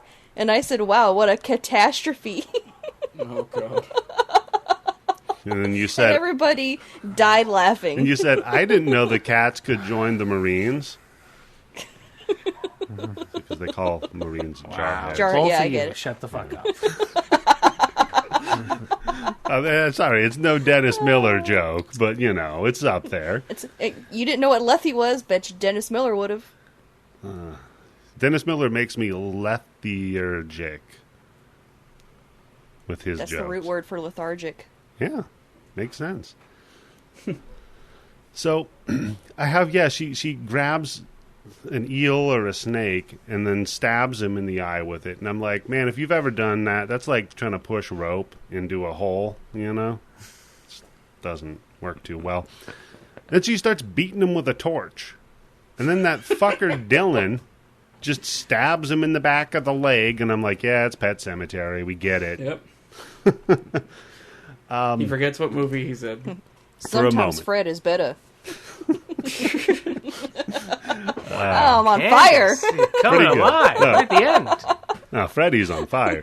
So, then he starts up with this whole, oh, come here, my pretty, I got this gingerbread for you, which, that doesn't work. You got to have candy if you want to get kids. They don't like gingerbread. Just don't get distracted. You have Nancy in your sights. All you have to do is kill Nancy, and then you're back 100%. Why you let her go to chase the little fucking kid? That's true, because he knocks her out. Because he likes kids. Plus, this is Freddy's world. Why is he getting hurt in it? Honestly, he has control over everything here. We're in his house. Yeah. We've come to, it's the reverse of the first movie. And he has pulled them into his world. And he sets this up so poorly, and he's getting his ass kicked like the wet bandits. Yeah, by a kid. Exactly. Yeah, it's as if Kevin broke into the wet bandits' house and sabotaged it against them. Like, what the fuck? So anyhow, Heather gets knocked out. And then Witch Freddy starts going after the kid. I'm like, the kid has this thing with witches. He's going to shove you into something and burn you. We all know where this is going. We know where there's a shot in here where there's a jump scare against Dylan where Freddy pops out from behind a thing and Dylan jumps out of his skin. That was real. They didn't tell him Robert was going to be there. And that's good. Even Miko in the interview was just like, I have since forgiven him. Oh, well, that's good. There was another weird thing, too. Where, there was the day I shit my pants on the set. There's a film of it. Miko's parents told Wes, they're like, if you need him to cry for a scene, we have a way we can make him do it. Oh, no. Oh, Jesus. Oh, my God. And Wes was like, sure. I'm like, real people cried, Wes. Real people cried, Wes. But what happened was, that day, Mom vamoosed. Mom didn't come to set She that left day. the family. And so Dad pulled Miko aside right before his scene that he had to film where he had to be crying and told him Mom died in an accident. Oh, my God. Hell yes. Oh, child abuse, ladies and gentlemen. Like, how is Miko so well adjusted now as an adult, seemingly? How is he so stupid as a kid to keep falling for that? Yeah, that's the seventh time. How many times is Mom going to die, Dad? Yeah. So apparently his parents have just been, for but the your roles he beautiful has to do, tears telling brought him that, her like, back. Grandma's died this morning. They're running out of relatives. They're like, listen, the sandwich? I died. I'm dead. I'm a ghost. Then the last one that they got him with was, you're dead. This is like a Sixth Sense. And he's like, I'm an adult. Like, what the fuck? You don't need to keep doing this. So, Heather wakes up finally because we've got Dylan trapped in this weird furnace. I wonder where this is going, guys. It reminds me of something from Elden Ring. Yeah. It goes exactly where you think it's going to go. A door opens up, and it's John Saxon. Yep, he I'm in a flame-retardant suit. Come here, Kruger. We're going to hell. He pops in with some flamethrowers like John Goodman in Arachnophobia. I I wanted fucking love that. Suddenly you find out that John Saxon took some sleeping pills, and he starts beating Freddy's ass in the afterlife. She's this all is like, all John Saxon Street. She was all like, yes. John, you came in to rescue us. You took the pills. He's like, no, I just take those anyway. I don't know what I'm doing here. He throws Freddy onto the back of an old Chevy. Just spears him on the spike. Hey, remember that movie? Just Freddy being tortured by John Saxon making movie references for eternity. He's just throwing him around the afterlife. I love it. That'd be a way better ending. Way better ending. No, because what really happens? Instead, what happens is she wakes up because Freddy scratches the wall to wake her up. He shouldn't have done that. He should have just killed the kid and then her. She rushes after him. We get the stair slime gag, right? Where she can't pull her feet up through the old pudding. This time done better. You can't see the pudding. True. You gotta... Do you guys ever have nightmares like that? Where it's like you can't run fast enough and you can't hit hard enough? Yeah. Yeah, of course. We're human, Candice. We're not people in a mental institution. Yeah, we're not you. No. So, then she gets up there and stabs Freddy a couple of times for a bit. Goes, no. Then Dylan... he's got to, like, get out and go past a snake. And I'm like, look, of the two of you, just getting past this little albino python thing... That they make it sound like a rattlesnake, too, don't they? There's no rattle on that thing. Yeah, the thing there's is a lot harmless. going on with this thing. I would leave that thing in the crib with my kid. That's not going to do nothing, that little snake. It's no problem. Oh, my God, what? that little snake's not a problem. This kid's freaking out. Little wussy. So he makes his way around it, though, finally, and then they shove Freddy in the furnace, but he tries to tongue Heather. And he spits the big tongue out and wraps it all around her. That's pretty cool. Apparently that was the most unpleasant thing Heather ever had to do in a movie. Yeah? And the crew members kept saying shit to the point where Wes had to tell them to treat her with some respect during this. Oh, shit. 1994, a bunch of men on a crew, woman getting tongued. I love that Wes imagine. chuckled about it in the interview. He's like, I had to tell everybody, hey, quit harassing Heather. Well, she's got a fake tongue wrapped around her body. Hey, quit being a fucking creep to the star of the movie. Movie making, am I right? You guys. So then I do love the when Dylan's got the knife and he's trying to stab the tongue and it keeps like moving. Like a Looney Tunes cartoon. Nope. But they finally sticks it into the ground. And now he's got the devil's tongue. Like half those dudes that Candice dated. And then Freddie's all like, oh shit, this fucking sucks, man. Hey, wait a minute, you guys. That's his like last line. No, I talk like Rocky Balboa. What's up? Again, though, we're in Freddy's like mind right now, and he's like, shit, my tongue. I can't fix it. I bit my tongue. So I can't Wait, you guys, everybody stop. Hold on, I gotta wind it back up. Like you're winding your tongue up? Can you just suck it up? That'd be great, actually, if he jammed like a little crank in his neck and started turning it, and his tongue's going back in his head. No, Bobby, this is the serious Freddy. Come on. Yeah. Right, this is the serious Freddy. There's nothing stupid in right, and speaking of which, I don't want to miss the scene where he keeps growing his head so he can eat the kid. I loved that. I Boy, know does you that loved not that. hold up as an effect. I'm well aware you loved it. Your posts on social media reflect such. When Freddy like Deborah Logan's Dylan for a second. Very good. Yeah. So no, of course they slam him into the furnace, lock him in there, turn the fire on. Yeah. You can hear John Saxon beating his ass in there. Yeah, exactly. He's like dragging him to hell, like that movie Drag You to Hell. Remember that movie? Yeah. So then Freddy gets lit on fire. He turns into the devil from Legend and then explodes. Yep. Yeah, he turns into like a classic cow-headed devil. Yep. Because we didn't get it enough that he's evil, right? Right. He's a demon. You know what sucked is those late sequels. Remember, the last time we saw my beloved Freddy character, says Wes, he looked right at the camera and then blew up in a shitty CGI explosion. Yeah, we wouldn't want to see that happen again. That's not something I'd do in my Freddy movie, says Wes Craven. First, you got to turn him into the devil. And then blow him up. Oh, and by the way, blow up his entire weird id created hell world thing, so that now how the fuck did they get out of that place? Well, yeah, have you ever played Metroid? No, it's great. They flush themselves down a giant toilet. Basically, yeah. So, she pulls a chain in Freddy's toilet. It's like the end of I hope she jingled it. It's like the end of fucking Metroid, and Samus has got to escape from the planet as it explodes. So she, runs out with the kid, jumps into the fucking toilet, like you said, flushes, and they end up tumbling out of his bed, which is steaming. It's a steaming pile of bed. Yep. And then she dropped a steamer. But then they find the screenplay, and they're like, "Oh, that's what's steaming, is this pile of shit right here." Yeah.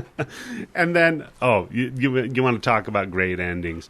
Then the kid Dylan's like, "Hey, let's not talk about the trauma or how we're going to move on from this at all. Is that a story you got there?" Yeah, it's like a story. Is this really a happy ending? Because Dad's still dead. Oh, I can't. What happened with the babysitter? She starts reading Dylan a story. She's reading the script for New Nightmare, and so about 30 minutes from now. Yeah. Hey, you want to learn how your dad got murdered? Yeah. Yeah. Hey, let's revisit when Freddie touched you real quick and go over that. Yeah. That's we pull out to credits. So, folks, that is Wes Craven's. I never pull out. And I never give anybody credit. So that's Wes Craven's New Nightmare, folks. And we get another funky version of the Nightmare on Elm Street thing. Yeah. It's not the same one. We get like 4 versions of the song. Pretty weird. You got this one on vinyl? Fill that CD up somehow. I don't have New Nightmare yet. There was a big box set of the Nightmare on Elm Street movies, but I already own 1 and 2, so I didn't want to double dip. Gotcha. But I might need these this like choir, hip hop version of. But anyway, as you were saying. So as I was saying, as far as recommending, I mean, are you gonna have to recommend a Freddy movie to people that like Freddy movies? Like, people are gonna watch it. Of course, they've already watched it. It's fucking 94. Yeah. So, yeah. I mean, what else is there to say? I will say this, for my experience anyway, diminishing returns every time I watch this movie. Yeah. When I first watched it, I was like, that fucking ruled. And then I was like, it's 13 years old.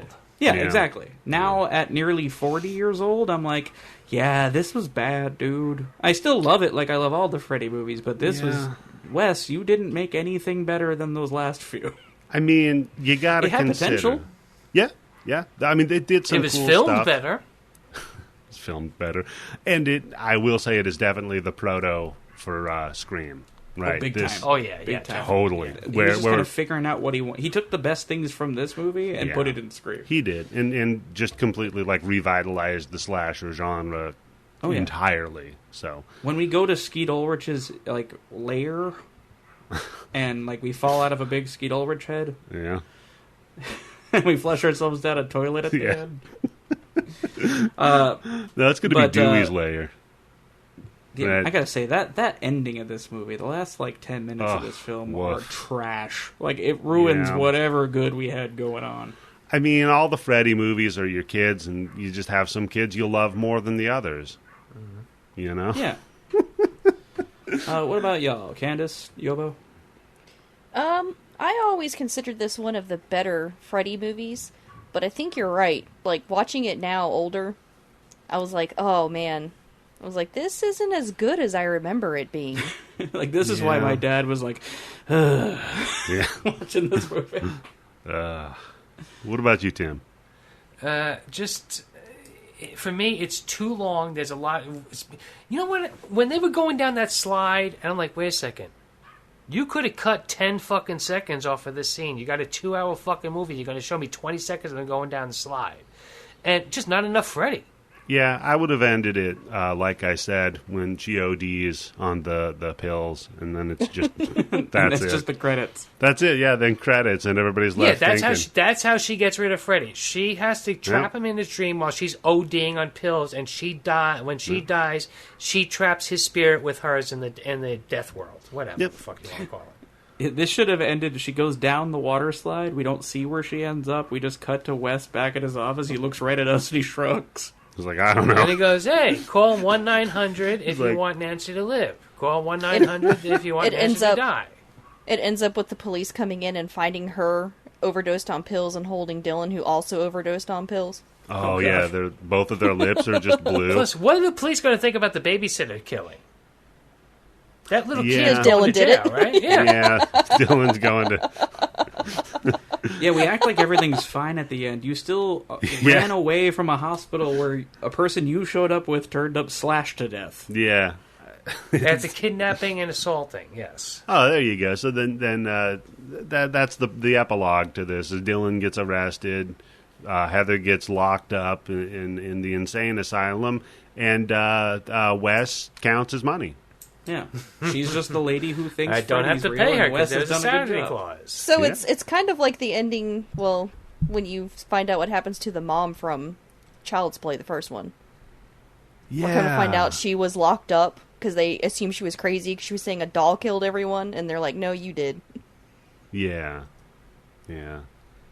Or somebody's gonna take the fall. Maybe we cut back to Chase, and in that accident, he was just like paralyzed, and he's in a bed. So we got like a Jacob's Ladder ending. How about that?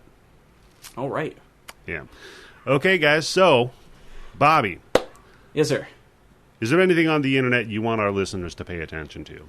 Well, yeah. If you're not listening to it already, check out my show, my home turf, my lair in the afterlife. The Grindbin, it's at GrindPod on Twitter, and just if you Google the Grindbin podcast, you could find us. But I assume most people listening to Bloody Bits have at least heard of the Grindbin. Of course, yeah, we bring you guys up every episode.